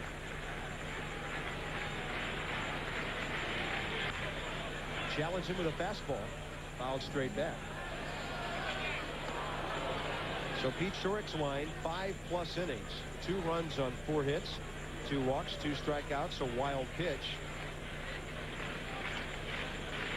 And I think that look tells you he still thinks he should be out there. Brock Nixon coming in for the looping liner. And the Yankees tie it on the O'Neill double. The Posada base hit. 2-2 in the middle of the 6th. Bottom of the 6th inning at Fenway Park in Boston. David Cohn has now drawn back even in this game. And SportsCenter next airs tonight at 11 p.m. on ESPN. Rich Eisen and Steve Levy. We understand the championship parade in L.A. was a little more peaceful today than the proceedings of the other night. Complete baseball wrap-up. It's all coming up on ESPN SportsCenter, 11 Eastern. Here on ESPN2, Bob Carpenter, Rick Sutcliffe at Fenway Park. And Mike Stanley, the DH, leads off bottom 6 against David Cohn. There it goes. Left field. Can the monster contain it? It is off the top of the wall. And that's a long single for Stanley. Played beautifully by Shane Spencer. They talk about the cheap home runs here at Fenway, but sometimes that wall takes away home runs on a ball like that. Bob, I think you're talking about this very line drive off the bat of Mike Stanley. He looked slider his last time up, but he didn't get it in a location he could do anything with. Well, guess what? He's still looking slider. He gets it. He's patient. It's up. The drive is up, but just not quite up enough in time to clear the monster. Shane Spencer doing a nice job. There's the bare hand, a good strong throw. what would have been a home run in just about any other ballpark, it's a single at Fenway. It's 37 feet to the top of that monster. Mike Stanley about 4 feet short. Shane Spencer made like Carl Yastrzemski out there and played it beautifully. Scott Hatteberg is next. First 4 batters David Cone faced tonight. Couple of hits, a walk, a wild pitch. 2 of those men scored. Since then, almost 5 innings of work. That was only the 4th hit he's given up. No runs, 2 walks, 3 Ks. Jim Rice knows all about playing those crazy caroms. Knows a lot about hitting those line drives off the wall that just ended up being singles as well. Jim Rice hit some of the hardest balls pitchers have ever given up. Well, that ball that Stanley hit was hit pretty well. The velocity on David Cone's fastball not very good here in the bottom of the 6th inning.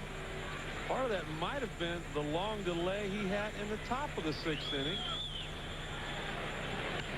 There's the ball to left field. Going back, Spencer. He'll have to play the carom here as well. Heading for third is Stanley. Into second, Hatteberg. Safe. So the Sox play some caroms off the green monster, and it's second and third, nobody out.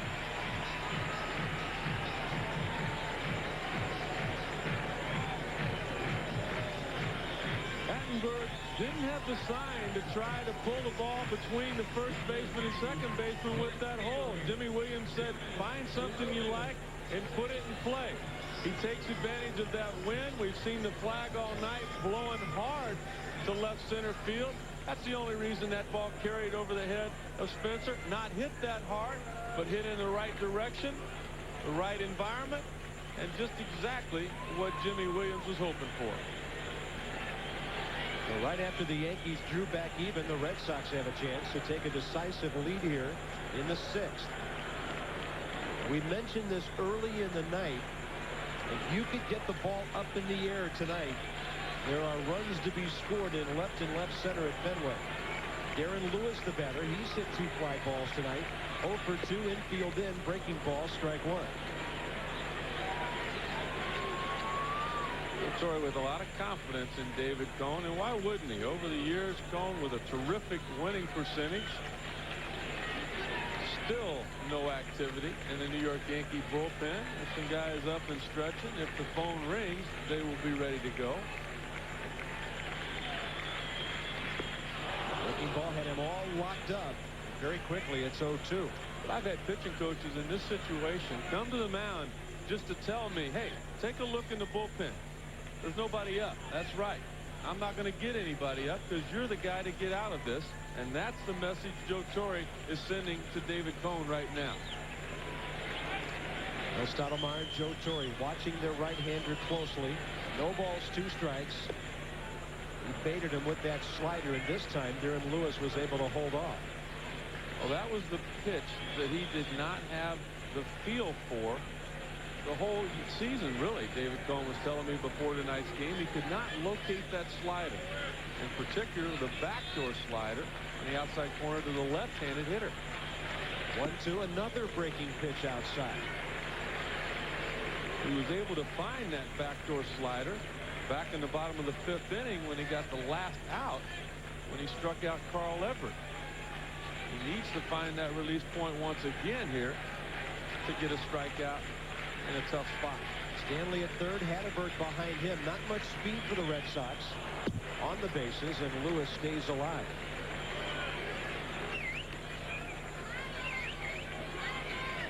Now you've got Lewis staying back a little bit better than he did on the first 2 strikes. Pretty good swing on that slider. When the hitter makes an adjustment as a pitcher, you've got to readjust. Now you want to try to do something with your good fastball. If there's any gas left in the tank of David Cone's fastball. I think that's a good move right there on the part of Chris Turner. Cone likes to throw the first pitch that he sees put down. Go out there and check with it. You got enough? You got a lot of confidence in that fastball? Is that what you want to go with? Looks like he nodded yes. We'll see if that's the case. 2-2 pitch. High riding fastball for the strikeout. His 4th of the night. David Cone, of course, 37 years of age. Veteran pitchers will tell you they've got to make adjustments as they go along.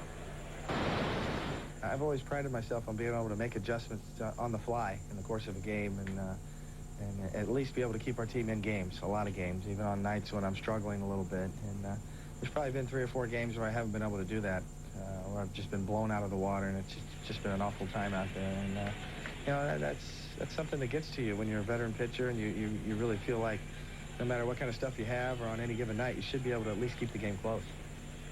Well, we saw David's season get off to a tough start April 5th on ESPN. Out in Anaheim, 2 2/3, 8 runs on 5 hits, 5 walks, 3 strikeouts in an eventual 12-6 loss to the Angels. 1-6 his overall record. More effective tonight, Rick, after a very tough start. No balls, 1 strike to Manny Alexander.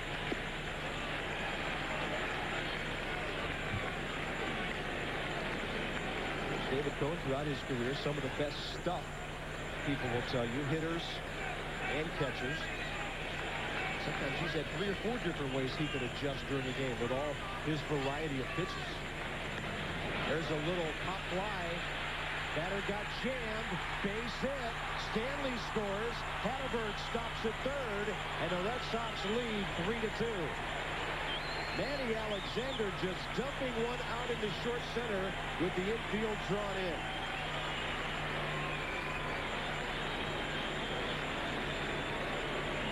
Well, the velocity on this last fastball just not quite enough to keep Manny Alexander in the infield. Even though it was drawn in, that's the only reason the ball dropped. There's a fastball up and in, but look at it. Not quite enough to jam Alexander. He got the middle part of the bat on the baseball. That elevated it just far enough to put the Red Sox back ahead. 7 at-bats for the Red Sox tonight with runners in scoring position. That was the first time they've been able to get a base hit. Jason Grimsley, the right-hander, in the Yankee bullpen. He's been a bit of a savior for them lately as well. Top of the order, Jose Offerman, first and third, 1 out. Red Sox thinking here anything but the double play ball. David Cone talking about the adjustments that he needs to make as a starting pitcher and the pride that he takes getting deep into the ball game. If he's not able to get out of this inning, there's still 2+ innings that the bullpen will have to pitch, even if they don't get to the 9th. 2 balls, no strikes. And you can't have 5 starters that are constantly using that much of the bullpen.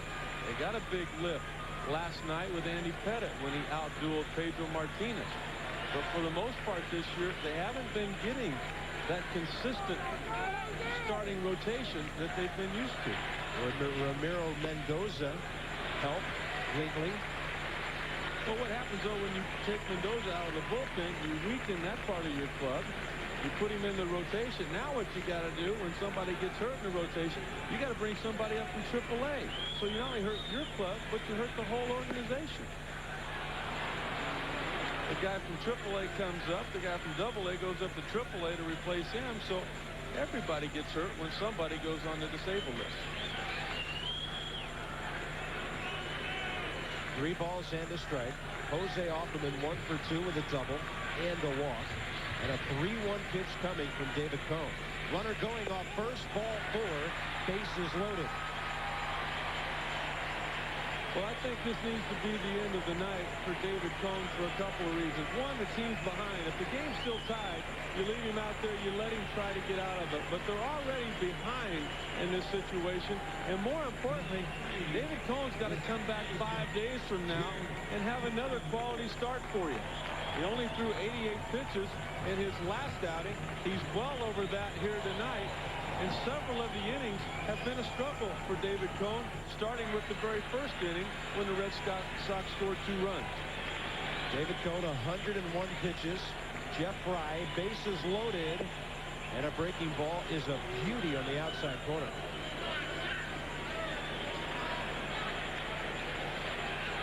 Three hits in the inning, a strikeout and a walk. Red Sox have retaken the lead.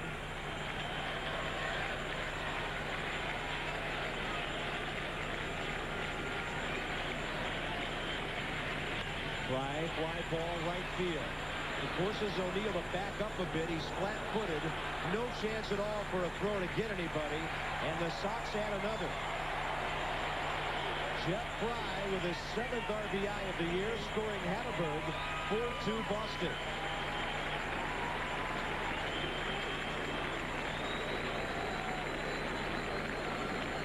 Jeff Fry has really been a lift to this Boston Red Sox ball club.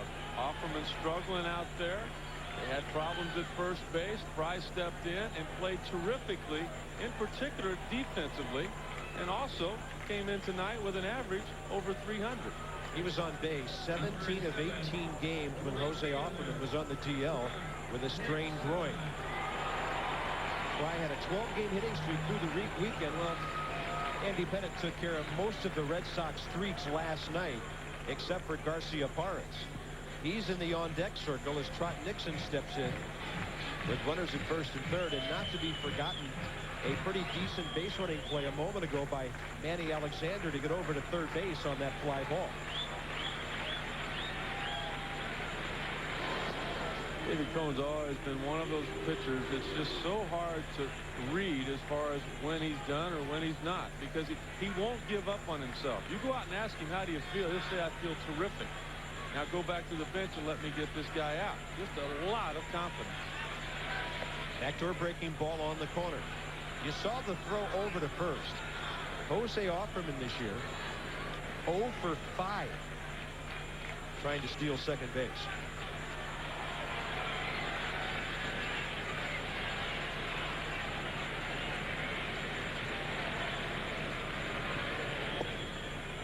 Cohn turning one over and missing away. 1 ball, 1 strike. Trot Nixon with a triple and 3 at bats tonight.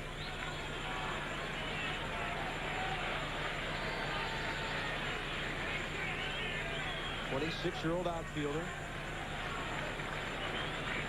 Several years considered the best outfield prospect in the organization. And he hacks it fair. Right at the bag. Posada. That saves at least 1, maybe 2 runs. That's a catcher robbing his man of an extra base hit. Red Sox scored 2 and lead 4-2. Well, before we talk about David Cohn, happy birthday, Rick Sutcliffe tonight. My most prized possession, my ESPN lapel pin, is my present to you tonight. I take that with pride. That's the only thing I had in my briefcase I could give you. Now back to David Cohn, all right? David Cohn to the dugout a moment ago, greeted by Mel Stottlemyre. More on the Yankee right-hander. We go top 7 here in Boston. Scott Brosius leads off and takes strike 1. I really think it was important for Joe Torre to try to get David Cohn a win tonight. You look at Mel Stottlemyre, the pitching coach, looks like he's telling his starting pitcher that the night's over with for him. And you're into the part of the Hippolito Pichardo didn't pitch at all last year. I mean, if Joe Torre could get David Cohn out of that inning, even though it was a rocket off the bat of Trot Nixon, no more runs were scored at that point. The Yankees are only down by 2. He might get the win if they could score 3 here. Up the middle. Goes just a base hit. And David Cohn, pardon me, but David Cohn's one of those guys. He doesn't care about quality starts, good outings, how many innings he throws. He needs a win. He's only got 1 this year. That is his only goal when he comes to the ballpark, is to wake up in the morning the following day and have a W beside his name in the box score.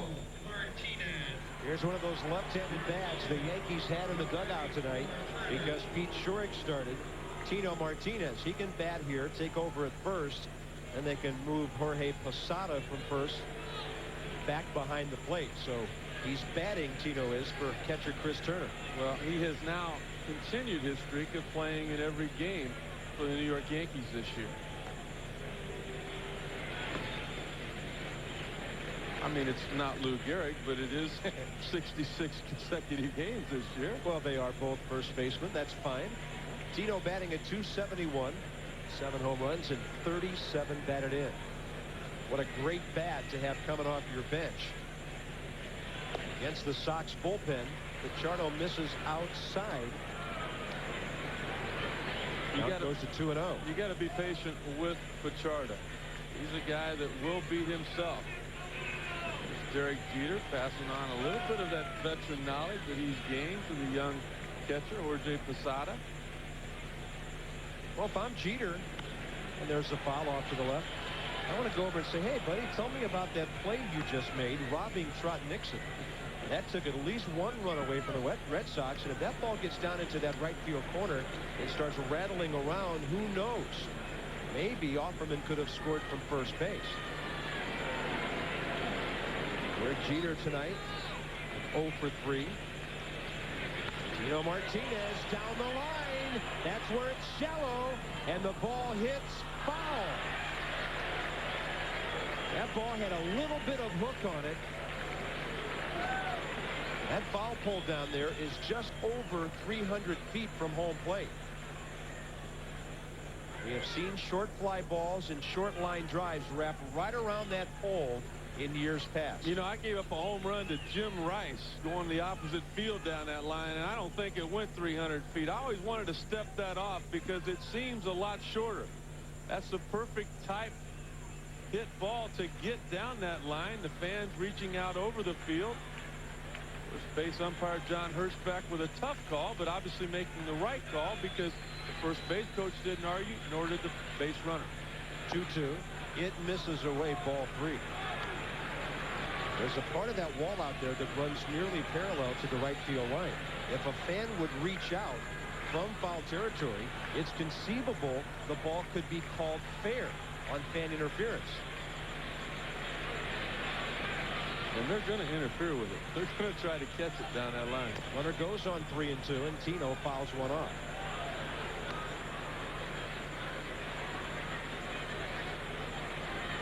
And there's the newest Yankee, Jose Vizcaíno, obtained from the Dodgers last night in exchange for Jim Leyritz. I think that's a real good move for the Yanks. Vizcaíno's always been a great guy. He's got a lot of versatility. Can play anywhere on the infield, pinch hit, pinch run. Good clubhouse guy. Runner goes again. Another foul by Martinez.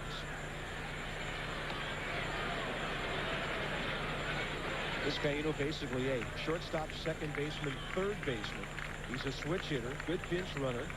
Knoblauch normally at second, DHing tonight. And he's in the hole behind Vizcaíno.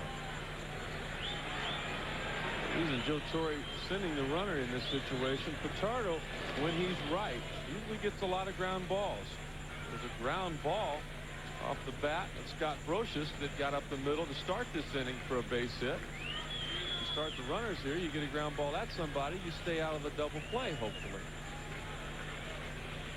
Full count.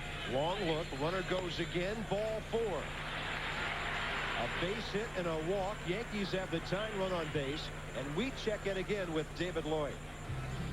All right, Bob, let's go to Shea. Phils and Mets. Phils playing long ball. Pat Burrell homer in the 6th. Ron Gant losing one in the 7th, his 12th of the year. The Phillies right now leading the Mets 5-3.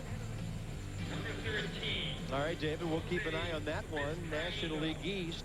Mets starting tonight, 4.5 back of Atlanta, 2 up on Montreal.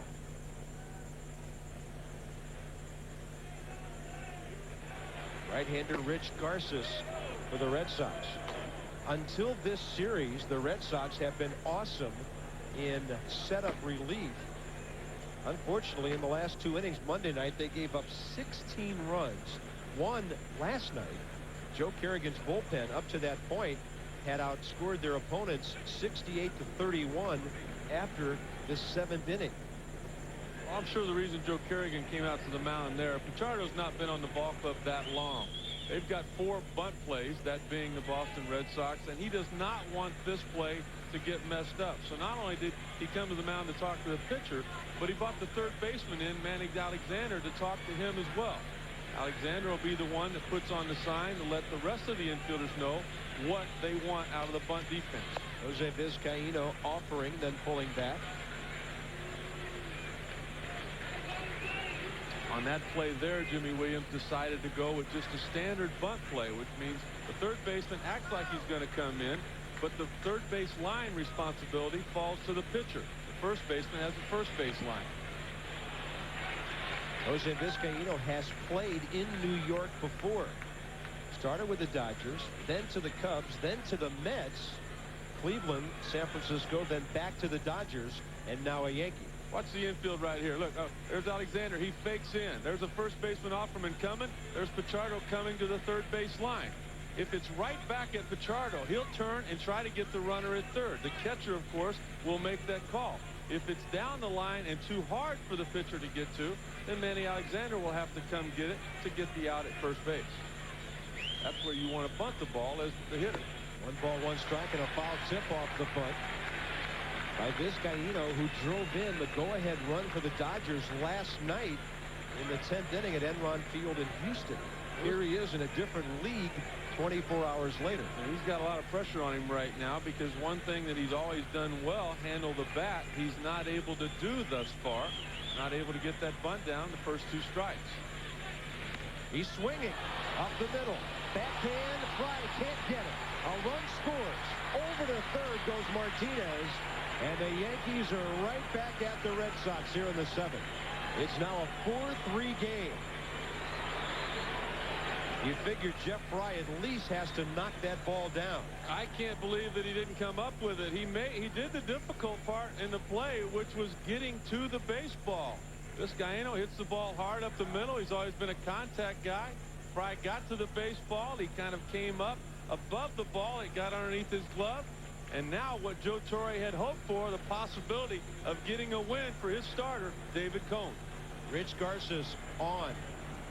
1 run in, 2 more men on base, and the Yankees trying to take the lead in the 7th inning at Fenway.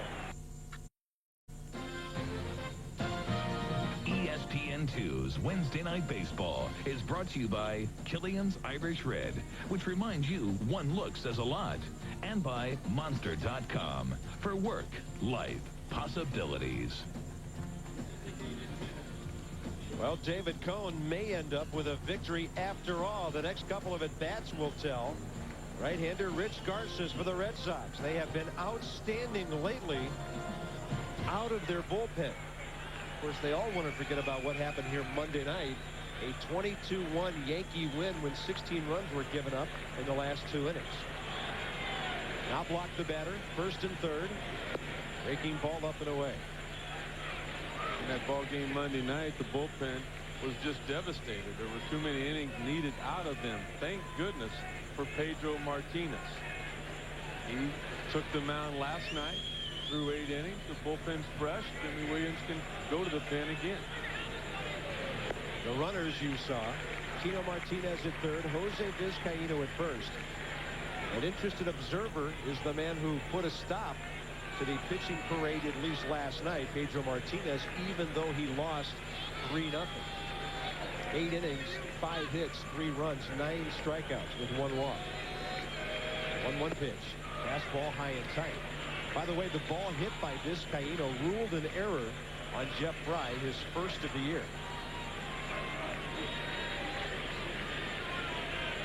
And to the backhand side, never did make contact. The Yankees have a chance for a big inning here in the 7th. Knobloch is 0 for 3 tonight. Up the middle. Could be 2. Top hop for Garciaparra. Makes the tag at second base. He turned a possible double play into a near disaster and then improvised beautifully.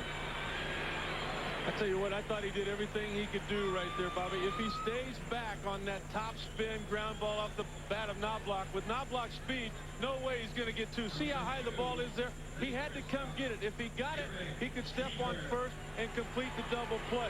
But he charged it. He took a chance on an error, but that's the type of person Nomar Garciaparra is. I don't care about errors. I know the only way I can make this play to help my team is to put myself at risk. He did that. And then the athleticism and fortunate bounce off his glove. He got the ball back to him. He was able to make the force play. So the Yankees tie the game. That gets David Cone off the hook. They could still give him a victory if they can plate this run. Still only 1 out in the inning for Derek Jeter, 0 for 3 tonight.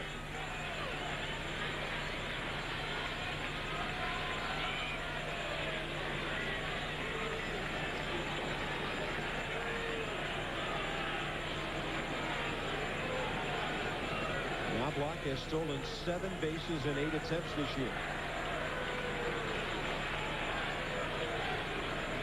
He's holding. Blown away to Jeter. Nomar coming in there. He's fortunate the ball came back to him. Did he get it down in time? It might have been the phantom tag, but had he got a piece of the jersey of Vizcaíno, he definitely had the tag down in time, if there was a tag made. Off-speed pitch.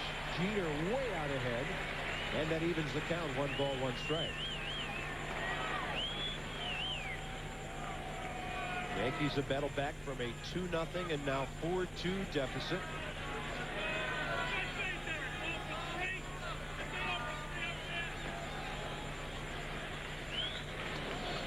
Lots of reasons right here for the Yankees to grind hard here in the top of the 7th.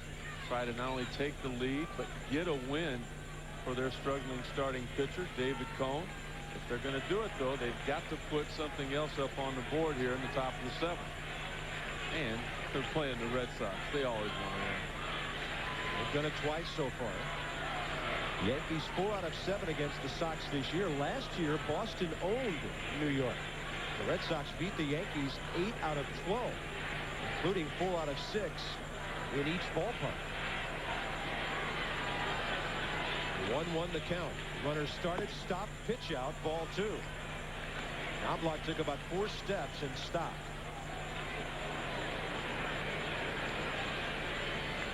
He had me thinking he was going. You watch right here. It looked like the pitch out was called perfectly, but no.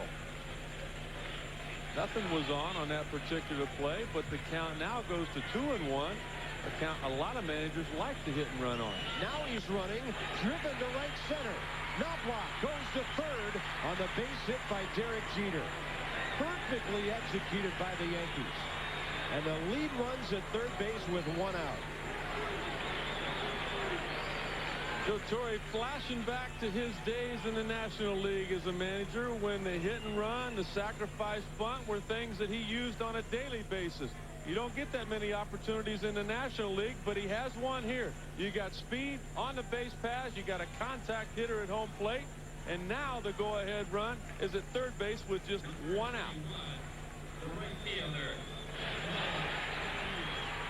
And not biting on the deep by Jeff Fry was Knobloch.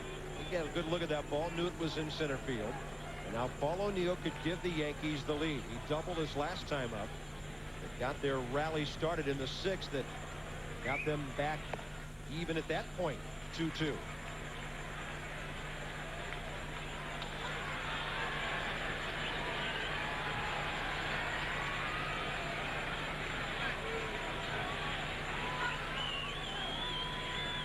Paul O'Neill looking for his 41st RBI. Well inside 2-0.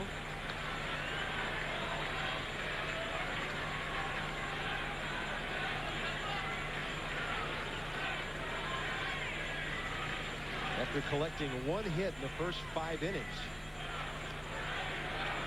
They'll make it 1 in the first 4. The Yankees have been all over Boston pitching in the last 3 innings. O'Neill with a high drive to center. Everett back. Easily deep enough for the lead. In fact, Jeter's going to tag up as well. 5-4 Yankees. It's now a 3-run 7th inning.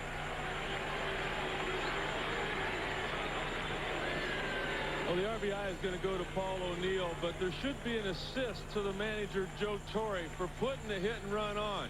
You don't hit and run on the base hit off the bat of Derek Jeter. You simply just got men on first and second with the strong throwing arm of the Red Sox center fielder, Carl Everett.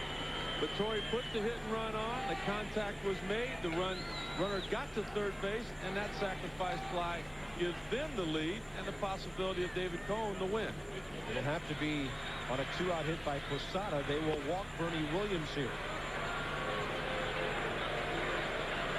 Garces seldom walks anybody. Came into this game with a Pedro Martinez-like ratio of 38 strikeouts to only 7 walks.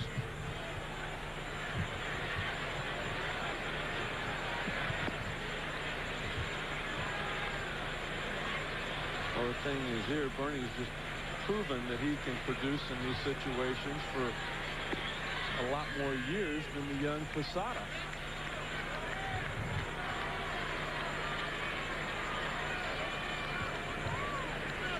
If Jorge Posada hadn't made the play at the end of the 6th that he did right here, the Yankees might not even be in this position right now. One run would have certainly scored, maybe another. They could have gone into the 7th inning down by 4 instead of 2. Now here he is with a chance to give his team a possible 2-run lead. He's had 2 hits, a walk, a run, and an RBI tonight. Left-hander Real Cormier for the Red Sox. Posada, the 8th Yankee to bat here in the 7th.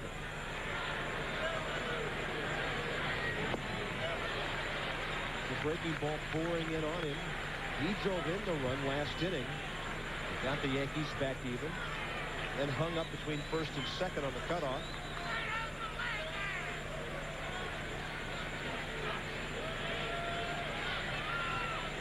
Derek Jeter at 2nd. Ernie Williams walked intentionally behind him. Inside target again. Fastball inner half. 0-2. You get situations like this with a lot of young hitters. Runners in scoring position. It's almost like a 16-year-old kid learning to drive 55 miles an hour. Things just happen so fast. Those white lines just fly by you. The good veteran hitters, the patient hitters, the guys that produce in this situation can slow those moments down. 0-2, and a pitch up that Posada hits straight back. Well, Rick, how are they able to do that? Well, you just have to experience these situations. They cannot put this many people in a minor league ballpark to get the adrenaline flowing and all of the things that go through a guy's mind.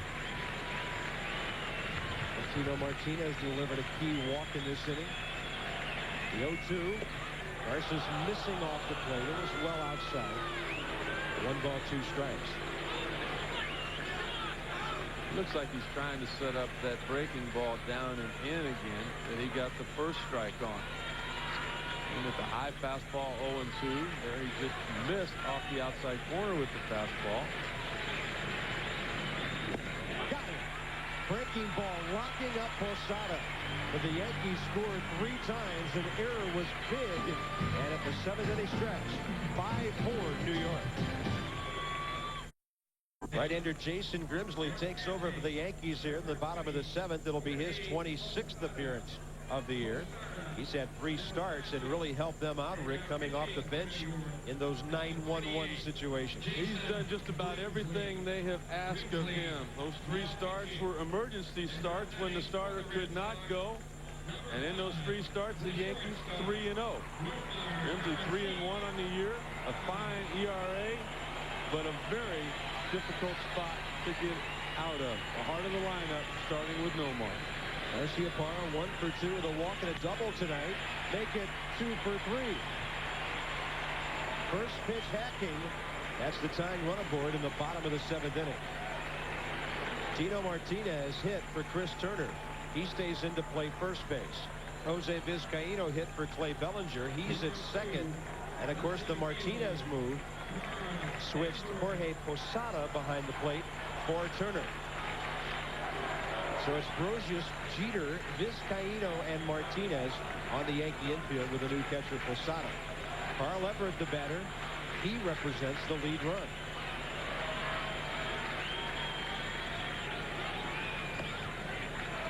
Fastball riding high from Grimsley.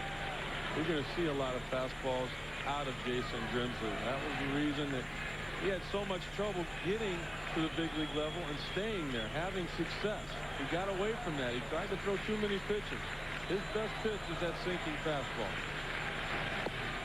Makes a very short stride. With that runner at first. Let the count goes to 2-0.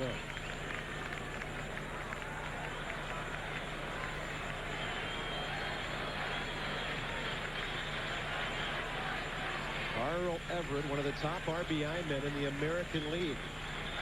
64 with 1 tonight. outside 3-0. Yankees put their first 2 aboard in the top of this inning with a base hit and a walk. 2 of their runs in the top of the 7th were unearned because of Jeff Fry's error. 3-0, no. 2 on, nobody out.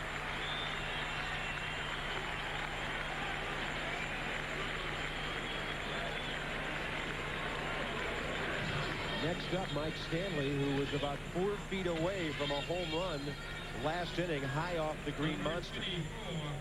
The designated hitter, Mike Stanley.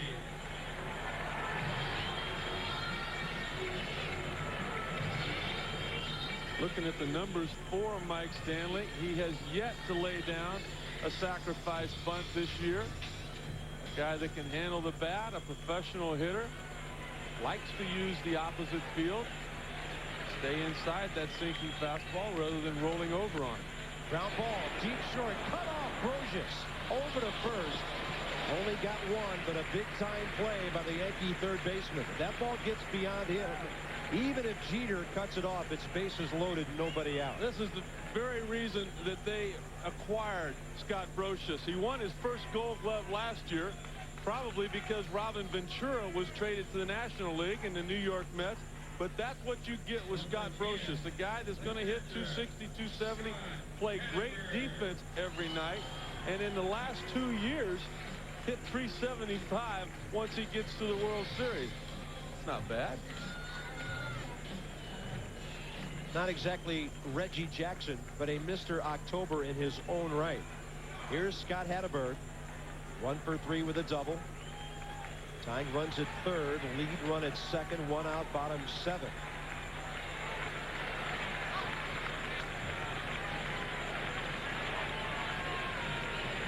There's that sinker. Ball 1. You'll see a slider once in a while. You'll see a split-fingered fastball out of Grimsley. He'll have a lot of the same movement of his fastball, just 7 or 8 miles per hour less velocity.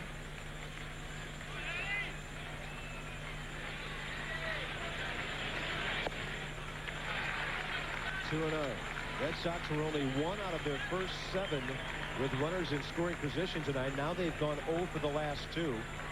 Well, Stottlemyre will walk to the mound. And not to be forgotten here, and that's the runner, Carl Everett. He's going to visit with Wendell Kim over at third. Rick, not to be forgotten, the last 2 Yankee putouts. The great play by Posada ending the 6th, and then the dive by Brosius in this inning.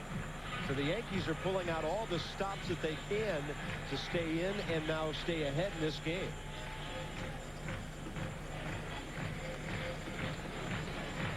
I guess the big question is, would Chuck Knobloch have been in on this meeting on the infield? He's on the bench tonight as the DH, so no problem there. And the left-hander, one of the Yankees' 2, Alan Watson the other, Mike Stanton warming up. My guess is Stottlemyre goes to the mound there to tell Jason Grimsley, hey, this is the guy we want. You need to throw strikes here. If we're going to get beat, this has to be the guy that beats us, because they can throw some pinch hitters out at you for that 8th and 9th hitter if needed. They've got one waiting right now. There's a strike. A fastball on the outside corner makes it 2-1. Brian Dahlbeck is on Jimmy Williams' bench, as is Jason Varitek. Brian Dahlbeck on deck. Left-handed swinger. 2-1 pitch. Driven. 1 hot. A tough one for Vizcaíno. Run scores. Tie game. Hatteberg delivers the RBI, his 10th of the year. And David Cone can no longer get his W tonight as the Red Sox draw back even in this seesaw affair.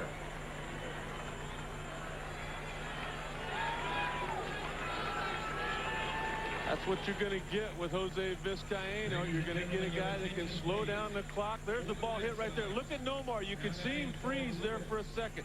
Make sure the ball bounced. If it's a line drive, you can't get doubled off there. Terrific base running on the part of Nomar. And an outstanding defensive play on the part of Vizcaíno. Keep that ball in front of him. Once you catch the ball, the throw's the easy part for Jose. First base open, they'll walk Dahlbach. Pitch to Manny Alexander.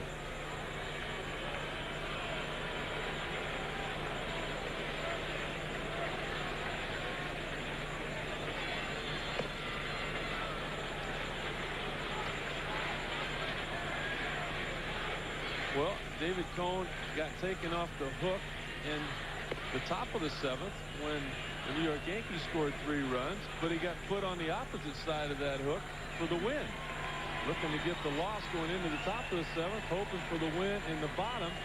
Now he, as the starting pitcher for the Boston Red Sox, Pete Schurig, will walk away with a no decision tonight. Now the Red Sox will employ a pinch runner. It'll be Curtis Pride running for Brian Dahlbach. At first base, number 11, Curtis Pride. Pride now running for Dahlbach. And now batting, number 29. The run that really means a lot is the man ahead of Curtis Pride, Carl Everett at second base. There's Manny Alexander. He's had a good night. 2 for 3. Almost had a third base hit, but Spencer robbed him on a blooper behind short back in the 4th. Don't disregard Carl Everett here. The middle infielders of the Yankees well back. If Grimsley doesn't make him stop, he'll take third base in this situation. That sinking fastball over the low ball 1. That's where you have to do it as a pitcher. You've got to make him stop. The infield has to play as deep as they can. That is the go-ahead run out there at second base. They can't let a ground ball get through if possible.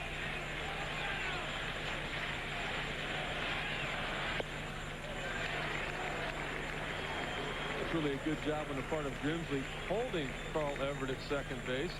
It's an equally good job of Everett getting the attention of Grimsley. Maybe the reason he's fallen behind in this at-bat. 2 balls, no strikes to Manny Alexander.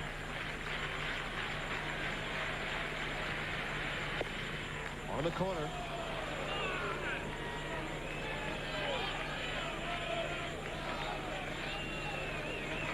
The Red Sox know how important this game is to them tonight. Blue Jays winning handily at home. They're now up 6-0 in the 8th inning. The Red Sox have to win this one to stay in second place. Way outside, 3-1.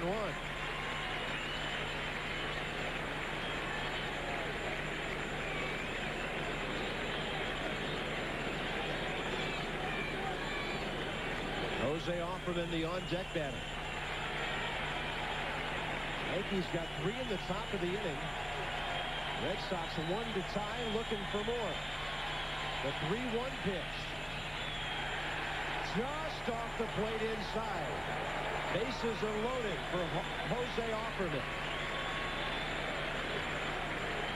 And that's 3 walks in the inning by Grimsley. A slow walk to the mound by Joe Torre. Well, you can't defense the base on balls. Joe Torre decided to go to somebody in the pen that will hopefully throw strikes. It'll be the left-hander Mike Stanton against the switch hitter Jose Offerman. Red Sox now looking to lead. Jays and Tigers. Kelvin Escobar tosses a complete game 4-hitter. His first career shutout as the Jays win 6-0. And because he's special, Kelvin is treated to the shaving cream pie in the face. Some levity to lighten up the tension for you guys there in Boston. No tension in Toronto tonight. Thank you, David Lloyd. And that win pulls the Blue Jays into a tie with the Red Sox right now. Both a game-and-a-half back. Blue Jays have played 6 games more than Boston, interestingly. They don't have to worry about the weather up there at the Sky Dome in April. And left-hander Mike Stanton will take over, facing Jose Offerman. Stanton, the guy on the year of the inherited runners that he has come on with on base 14 times. Only 3 of those have scored. Well, there's 3 of them on base now, and that's manager Joe Torre's hope that he can continue that good streak in pitching in situations like this. Everett at third, White at second, Alexander at first. Good speed at every base for the Red Sox. Mike Stanton has appeared in exactly half of the Yankees' 66 games with this outing tonight. George Steinbrenner watching nervously as Jose Offerman steps in against his left-hander. Fastball upstairs. Ball one. Offerman on base 3 times tonight. 1 for 2 with a double and a pair of walks. Scoring crazy here in the middle innings after a quiet early part of the game. Ball 2.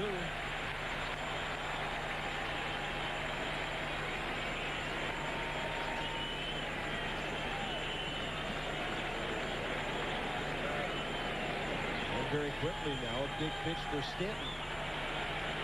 He really can't go to 3-0 here. But he does.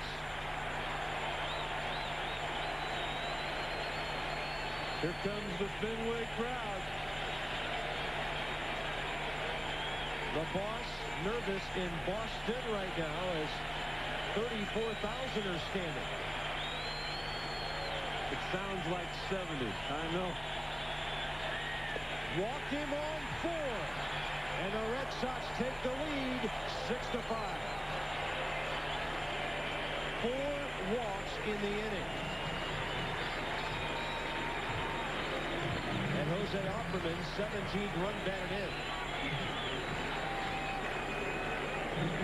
Now a good contact man stepping in, Jeff Fry.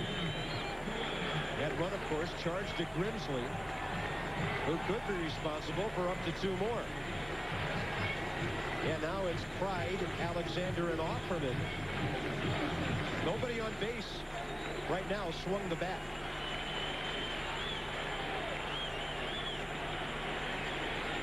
Breaking ball low. 5 in a row out of the strike zone by Mike Stanton. Pedro trying to bongo the Red Sox into a big lead here on top of that cooler.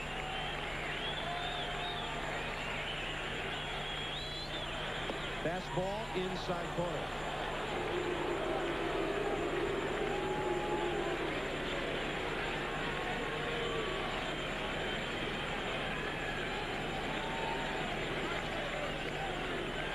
Base is still loaded. 2 outs. 6-5 Red Sox. Breaking ball too high. Ball 2. Now it's right-hander Jeff Nelson getting ready.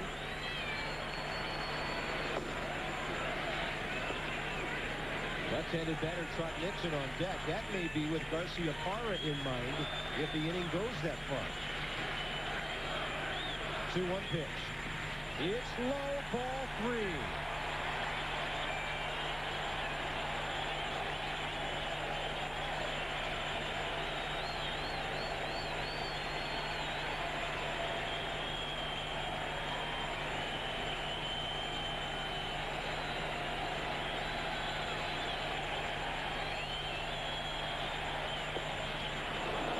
Will fill the count 3-2. The crowd will do the best they can to get another ball out of Mike Stanton, but pressure is something that this guy has thrived on. He's been in the postseason the last 4 years with the Yankees.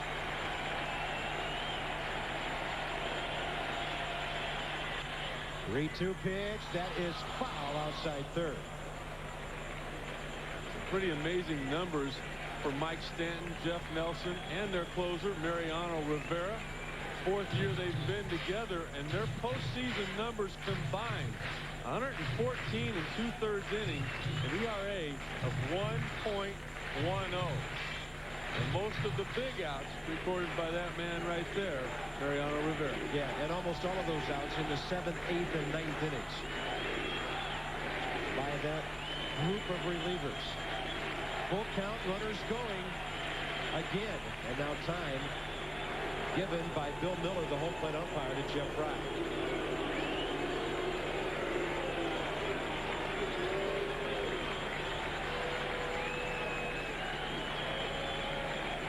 Red Sox lead by 1. Another run walked in. 7-5 Boston.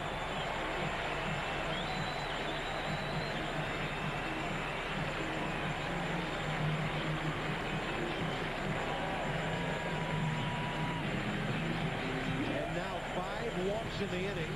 Trot Nixon will be the 9th Boston batter.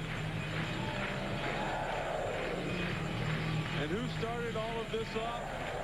Well, on the very first pitch thrown by Jason Grimsley here in the bottom of the 7th, Nomar with a base hit. There's Stanton, 3-2, crowd on its feet. He knew it.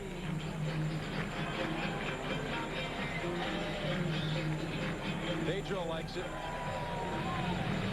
Not used to seeing anybody walk when he's out there. How about this? The Red Sox tonight have scored 7 runs. Only 1 on a hit. Wild pitch, infield out, sac fly, bases loaded walks, bringing in all the others. Nelson continues to warm if it gets to Garciaparra. It's lefty now. The runners now are Manny Alexander at third, Jose Offerman, and Jeff Fry second and first. Everybody walked. And here's Trot Nixon. A chance to bust it open for Boston.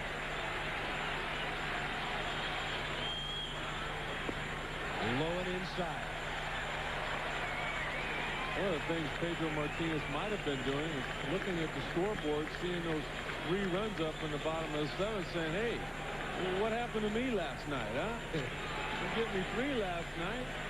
Could have been a different story. Ball 2.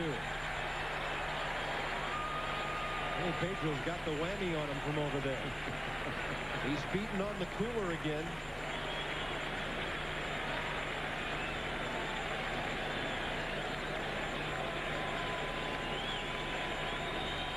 That's the whammy, huh?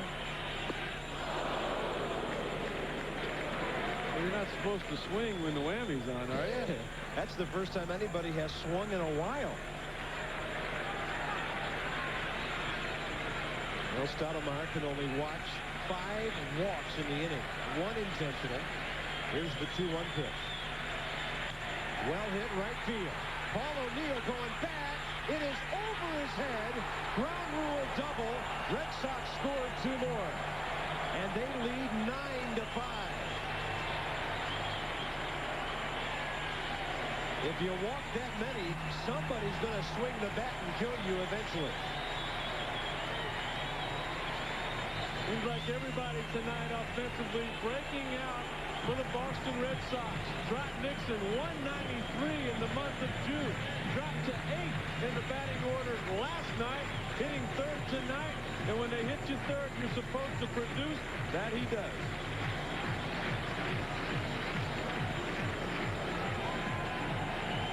You know it's going to be a fastball. That's the only thing he's been able to throw for a strike. Nixon looking for it. He gets it. And that'll be the end of the night for Mike Stanton. He retires no one, walks 2, gives up a hit, and now a 5-run 7 for the Red Sox. They lead 9-5.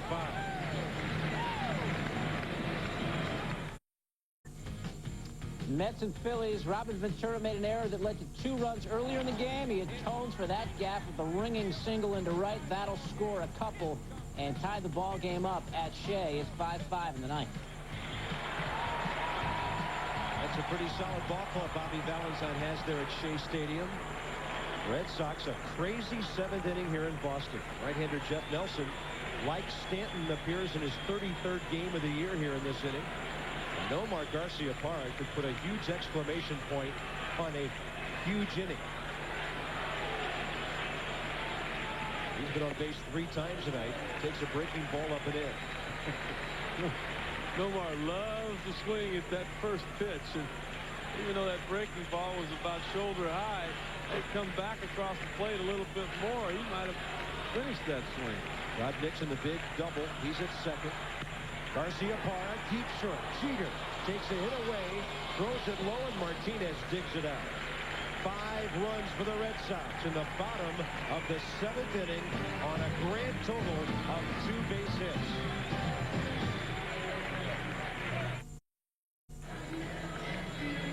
Joe Torre's pitching staff, a disastrous 7th inning. Giving up 5 runs on 2 hits with 5 walks. That is an ugly 7th inning right there. For Grimsley, Stanton, finally Nelson came in to get an out. Now we go top 8. Still a lot of time for the Boss to come up with something in this game. all the rumors floating around. Rick Sutcliffe, and there's Rod Beck, a longtime National League right-hander to take over here. All the rumors going around about Sammy Sosa, Juan Gonzalez. How about some pitching? Yeah, they're going to have to get that figured out before they start worrying about their offense. Even though they came into tonight's ball game with the 3rd best ERA in the American League. Boston leading the American League in earned run average. Give a lot of that credit to their ace, Pedro Martinez. But Joe Torre has not been happy with his ball club. He doesn't have many meetings. Last meeting that he had after they lost 11-7 to Atlanta, he said the fact that we've been successful doesn't give us the right to play ugly. And that's exactly what we've done lately. That's what they did in the bottom of the 7th. Yeah, that was a couple of weeks ago. During interleague play, Yankees won on Sunday in Atlanta to take 2 out of 3 there. And then they went from there to Montreal. Chuck Knobloch DHing tonight. The 1-2 from Rod Beck is a fastball that misses inside to Shane Spencer. Curtis Pride, who pinch hit a long time ago, actually pinch ran for Dahlbach, who pinch hit and walked. He's the new left fielder. Looked like Beck pulled the string on Spencer, striking him out starting the 8th inning. Well, if you want the most complete baseball coverage on the internet, just log on to MajorLeagueBaseball.com.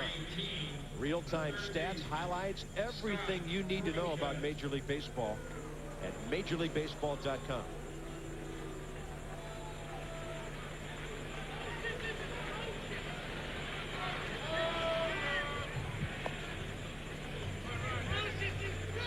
I'm going to dial up later tonight and see if I can find out Rick Sutcliffe's true age on this birthday night of June 21st, the year 2000. It's got to be in there somewhere. Well, you know I'm over 40 because as bad as the pitching has been this year, my phone might have been ringing. Yeah. You'd be back out there, wouldn't you? I might have gotten a phone call or two. Hey, throw strikes, work fast, change speeds, huh? Base hit left field. Scott Brosius got one to work with. And he's got his 2nd consecutive base hit. Still some pretty good bats in this New York lineup. Now Tino Martinez steps in. Vizcaíno next, then the top of the order. We will definitely see Jeter, O'Neill, and Bernie Williams again in this game. They need to avoid a double play and then get one more base runner to guarantee it'll get as far as Bernie Williams before the night's done.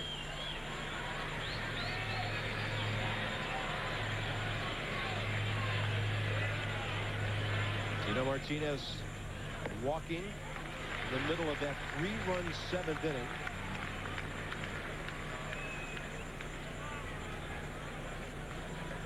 A good look at Rod Beck, nicknamed by his teammate Shooter. Injured the last couple of years. Had some bone chips removed back in May last year on the DL in spring training this year with a pinched nerve in his neck. And that cost him 2.5 months this year. 260 major league saves.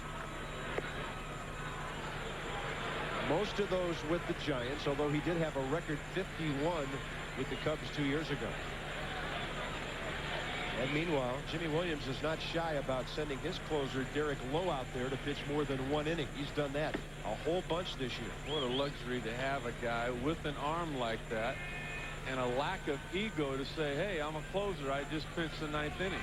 No, Derek Lowe says, I'll come in when you want. You need 2 innings. You got it.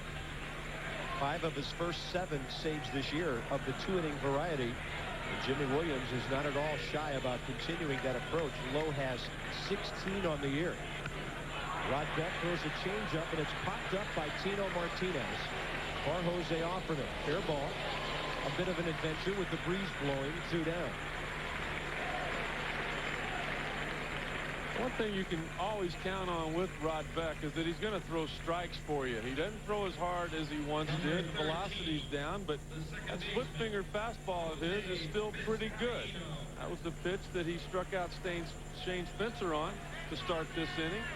I would imagine the pitch that Jose Vizcaino will see once, twice, maybe 3 times during this at-bat.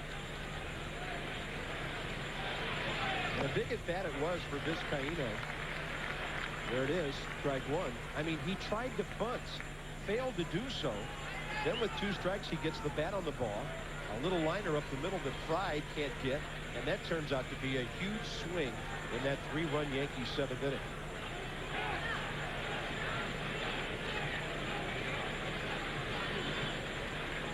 But as mentioned earlier, Jose knows about playing in New York. He was with the Mets.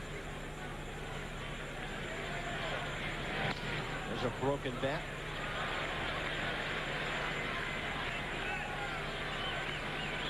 Can't believe he even looked at it. We can hear it up here. He did a game last week in which Vizcaino was with the Dodgers against Arizona. And Randy Johnson, the big unit. And as far as active players go on his career, Jose Vizcaino has had more at-bats against the big unit without a strikeout than any active player in the game. Isn't that something? Not only making contact, but getting base hits. But of course, that comes from the right side of the plate. He's on the left side here against Rod Beck. No balls, 2 strikes. Brosius at first, 2 down. Top of the 8th, 9-5 Red Sox. Runner goes, and they just ignore him as Brosius goes down to second. Jose Offerman was playing about 30 feet behind him at first base. Well, they wouldn't have done that if there was just 1 out. They would have kept the double play situation in order. But with 2 outs, they're hoping that Beck can simply just get Vizcaino to make an out. 1-2 pitch. Up the middle. To his right, Fry. Big hop at the end. Close play. Inning over. Yankees strand their 7th runner of the night. Bottom of the 8th coming up at Fenway. 9-5 Boston. Rockies and Reds all tied up in the 8th inning. Scott Williamson on. Darren Braggadocious single into center. That'll score 1. Nephew Perez is going to hesitate at third. Junior overthrows, and Perez comes in. 6-4 Rockies in the bottom of the 9th. Tough times for the Cincinnati Reds lately. 6.5 back of St. Louis in the National League Central. And if you want to be updated on everything for baseball during the week, how about Baseball Today on ESPN2? Sunday noon Eastern, 9 Pacific. Rich Eisen, Harold Reynolds, Buck Martinez. A fresh look at all the trends, personalities, and issues around baseball. Plus, live reports from Sunday's biggest games. And there are some pretty good series coming up this weekend. Colorado, Arizona in the National League West. Pedro Martinez feeding the crowd here. They're stuck with their club, whether behind or ahead tonight. Red Sox will be at Toronto. That's a big series this weekend. Yankees will be at Chicago against those White Sox. So how about those 2 pairings? Nelson to Everett. Bottom of the 8th inning. 1 ball, 1 strike to Carl. 0 for 2 with a pair of walks and an RBI ground ball.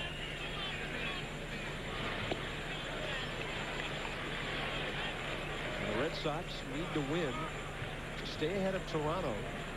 If it holds up the way it is right now, at the end of the night, the Sox will have broken their 4-game losing streak. They'll be a half game behind the Yankees, and the Blue Jays will be 1 game out. Boston goes there to the Sky Dome this weekend.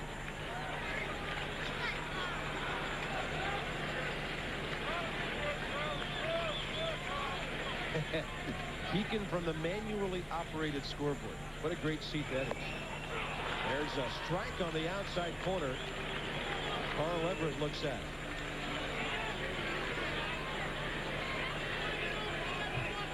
A good backdoor breaking ball here. Carl Everett, a lot like the one that David Cohn was able to retire Everett on in the bottom of the 5th inning. You know, one thing watching Pedro Martinez throw things to the fans up there and laugh and have fun. Sometimes you see a big-time pitcher that doesn't get any support the night before, just sit up in the clubhouse and pout, act like he's mad. You know, so many great things about Pedro, and his enthusiasm for the game, his respect for it, out there with his teammates tonight, putting the whammy or whatever that was on the New York Yankees relievers, they couldn't throw strikes. His personality has just emerged so wonderfully now that he's a frontline guy. I mean, he was Pedro's little brother, and he was Ramon's little brother when he first came up, both in the Dodger organization. He has really forged an identity of his own now. Well, he'll still tell you that's what he is Ramon's little brother, because of the respect that he has for his older brother. How much his older brother has done for him, taught him, how he's always been there for him. And Pedro thinks that Ramon's going to get it going now that the weather has finally warmed up here in Boston. Omar Garcia-Parra out there playing shortstop the first couple of months. It was almost like he had ice skates. Well, Stanley reaching out. Mike Stanley has a 2-for-5 night. With a pair of singles, it'll bring up Scott Hatteberg 1-on-1 out. Bottom of the 8th inning. This copyrighted telecast presented by authority at the office of the Commissioner of Baseball and may not be reproduced or retransmitted in any form, and the accounts and descriptions of the game may not be disseminated without expressed written consent. Scott Hatteberg 1-for-4 with a double and an RBI.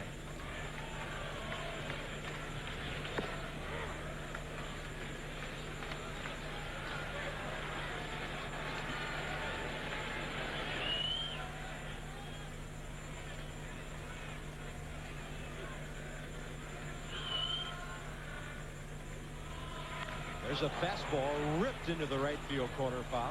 I really don't think Jeff Nelson would have been sent back out there for the bottom of the 8th inning if this were not a game against the Boston Red Sox, if the boss, George Steinbrenner, were not in attendance tonight. Normally Nelson's going to be a guy throwing the 8th inning to hold a lead, not go out there and pitch when his ball club's down by 4 runs. He's been a breath of fresh air for George, Joe Torre, and Mil Stottlemyre. At least retiring the first 2 men he faced. He's got people swinging after that excruciating 7th inning. Double play ball. Vizcaíno Jeter, 4-6-3. Yankees turn their 51st of the year, and this game's into the 9th inning. Will the 5-run 7th be the decisive frame? 9-5 Red Sox.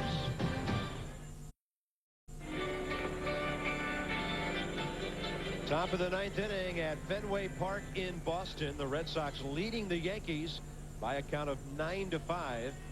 It's not a save situation for Derek Lowe. He's had 16 of them this year. By the way, we'd like to welcome the audience who just got finished watching the Rockies beat the Reds 6-4. Bob Carpenter, Rick Sutcliffe, Fenway Park in Boston. Quiet early innings, crazy after that, and right now a 5-run Red Sox 7th, the difference in this 9-5 game. Well, you might wonder why the closer's coming in. It's not a save situation. There's a 4-run lead, but Jimmy Williams does not want to take any chances on this game getting away from him. It might not be a save, but it's still a close as far as numbers are concerned. He knows a couple of guys gets on with this New York Yankee lineup. There's some thunder waiting. Top of the order, Chuck Knobloch with a line drive, base hit right field. Knobloch leading off tonight, but DHing, not playing in the field. And now he's 1-for-5 with that opposite field single. Derek Jeter is next. It's going to be an adjustment that Knobloch may have to make for a few days here. Joe Torre may keep him in that role for a few days to clear his mind defensively, let him work on some things, whatever that might be, and hopefully get him back to where he was in '97 when he won a Gold Glove with Minnesota. Here's Jeter, 1-for-5. By the way, speaking of '97, how about this deal? Red Sox in Seattle, July 31st of that year. Jason Varitek and Derek Lowe come to the Red Sox from the Mariners in exchange for right-hander Heathcliff Slocum. Seattle, not much to show for that deal. Slocum is pitching in Tony La Russa's bullpen in St. Louis. And Dan Duquette now has a frontline catcher and a very good closer as a result of that outstanding deal. That's the left knee of Derek Jeter.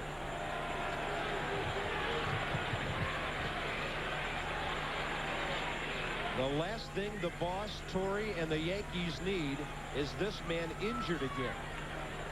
Well, the thing you worry about here is that left kneecap. Derek Jeter hit this ball hard. We know how hard he can hit a baseball. The problem was the sinking movement ran it right back to the inner half of the plate. And when he swung over the top of it, the ball was drilled right into that left kneecap. Hopefully not hitting it solid, catching above it, maybe in a little bigger muscle area. Watch the movement on this sinker right here. This is why Derek Lowe can throw the innings that he throws. Look at that thing move down and in. The contact made. If it doesn't hit him on the left knee there, it might have been a double down the line. Wow. Yeah, he got lucky. He's going to be all right. He's going to be in pain, but he's going to be okay. It did not hit the kneecap. It just hit that muscle area up above it. No balls, 2 strikes. Defensive swing by Jeter, just to make contact and get that ball out of there. He's got to be awfully sore and stiff in that left knee area right now, just trying to keep that thing loose for this at bat. Well, the bad news is it's going to do nothing but get sore as the night and tomorrow comes about. No off day tomorrow. These teams play again. Swing and a miss on a nasty sinker down and in.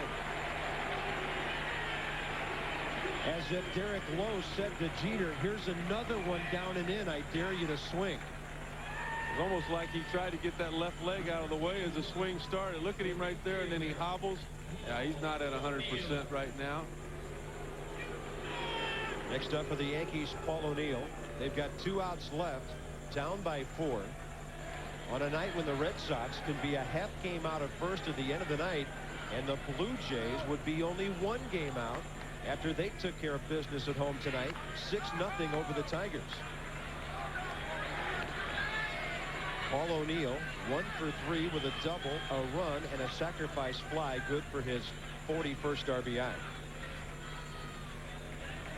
He drove that run in back in the 7th. The Yankees led 5-4.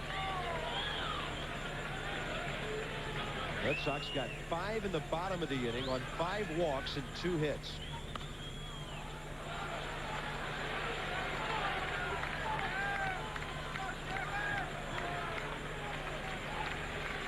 Well, next here on ESPN2, EXPN today.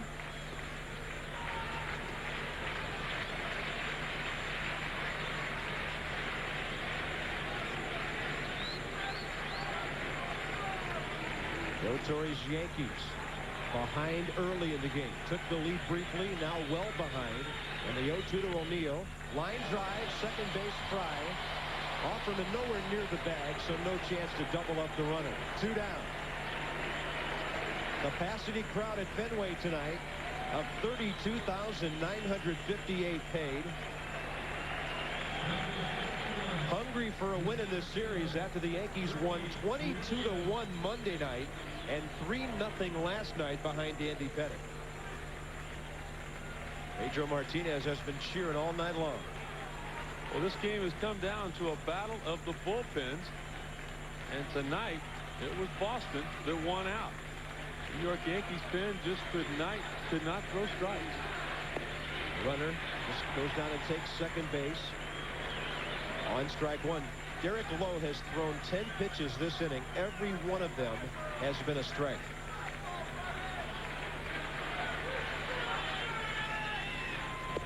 He's had 18 save situations this year. Tonight, not one of them. 8 of those have been of the 2-inning variety. And now after a nasty breaking ball, he's a strike away from ending this one.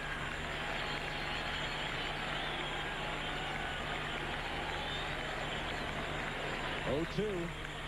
Fly ball right center. Well hit. Heading for the bullpen, and it is gone. Bernie Williams with a home run that makes it 9-7. His 15th of the year.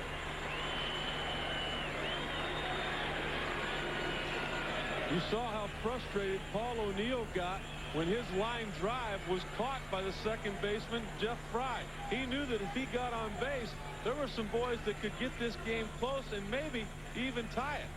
Had he gotten on, the home run off the bat of Bernie Williams would have made this a 1-run ball game, tie and run at home plate. A mistake right there. One of the few on the part of Derek Lowe. Got that sinker up. And when you do that, it doesn't usually start sinking until it gets about 400 feet away. Yeah, that's a gap that's 400 feet away. There's no such thing as a cheap home run in that part of Fenway. So it's 9-7. Next up, Jorge Posada, who's had 2 hits and a walk. And he takes a half swing, strike 1. I can't help but go back to the bottom of the 7th inning. 5 of those runs scored. 4 of them got on base via the base on ball. Another man who walked was stranded at the end. That pitch low and inside. Only 2 hits in that inning by Garcia Parra leading off. And then by Trot Nixon, a 2-run ground rule double right before the 3rd out. Everything in between walks. Posada takes a big hack, and now it's a 1-2. You don't expect to see that many base running balls anywhere at the big league level, but in particular out of the New York Yankee bullpen. Again, low on the Red Sox, 1 strike away.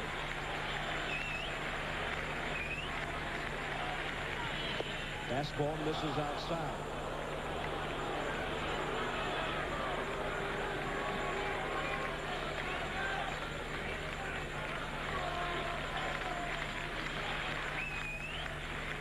Two-two.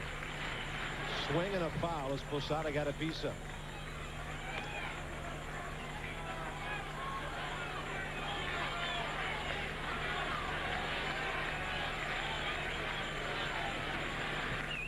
Tories lead about to shrink by a game in the American League East. Fastball rides a little bit high. And if you're the Yankees, about the best you can hope for is to get the tying run into the batter's box.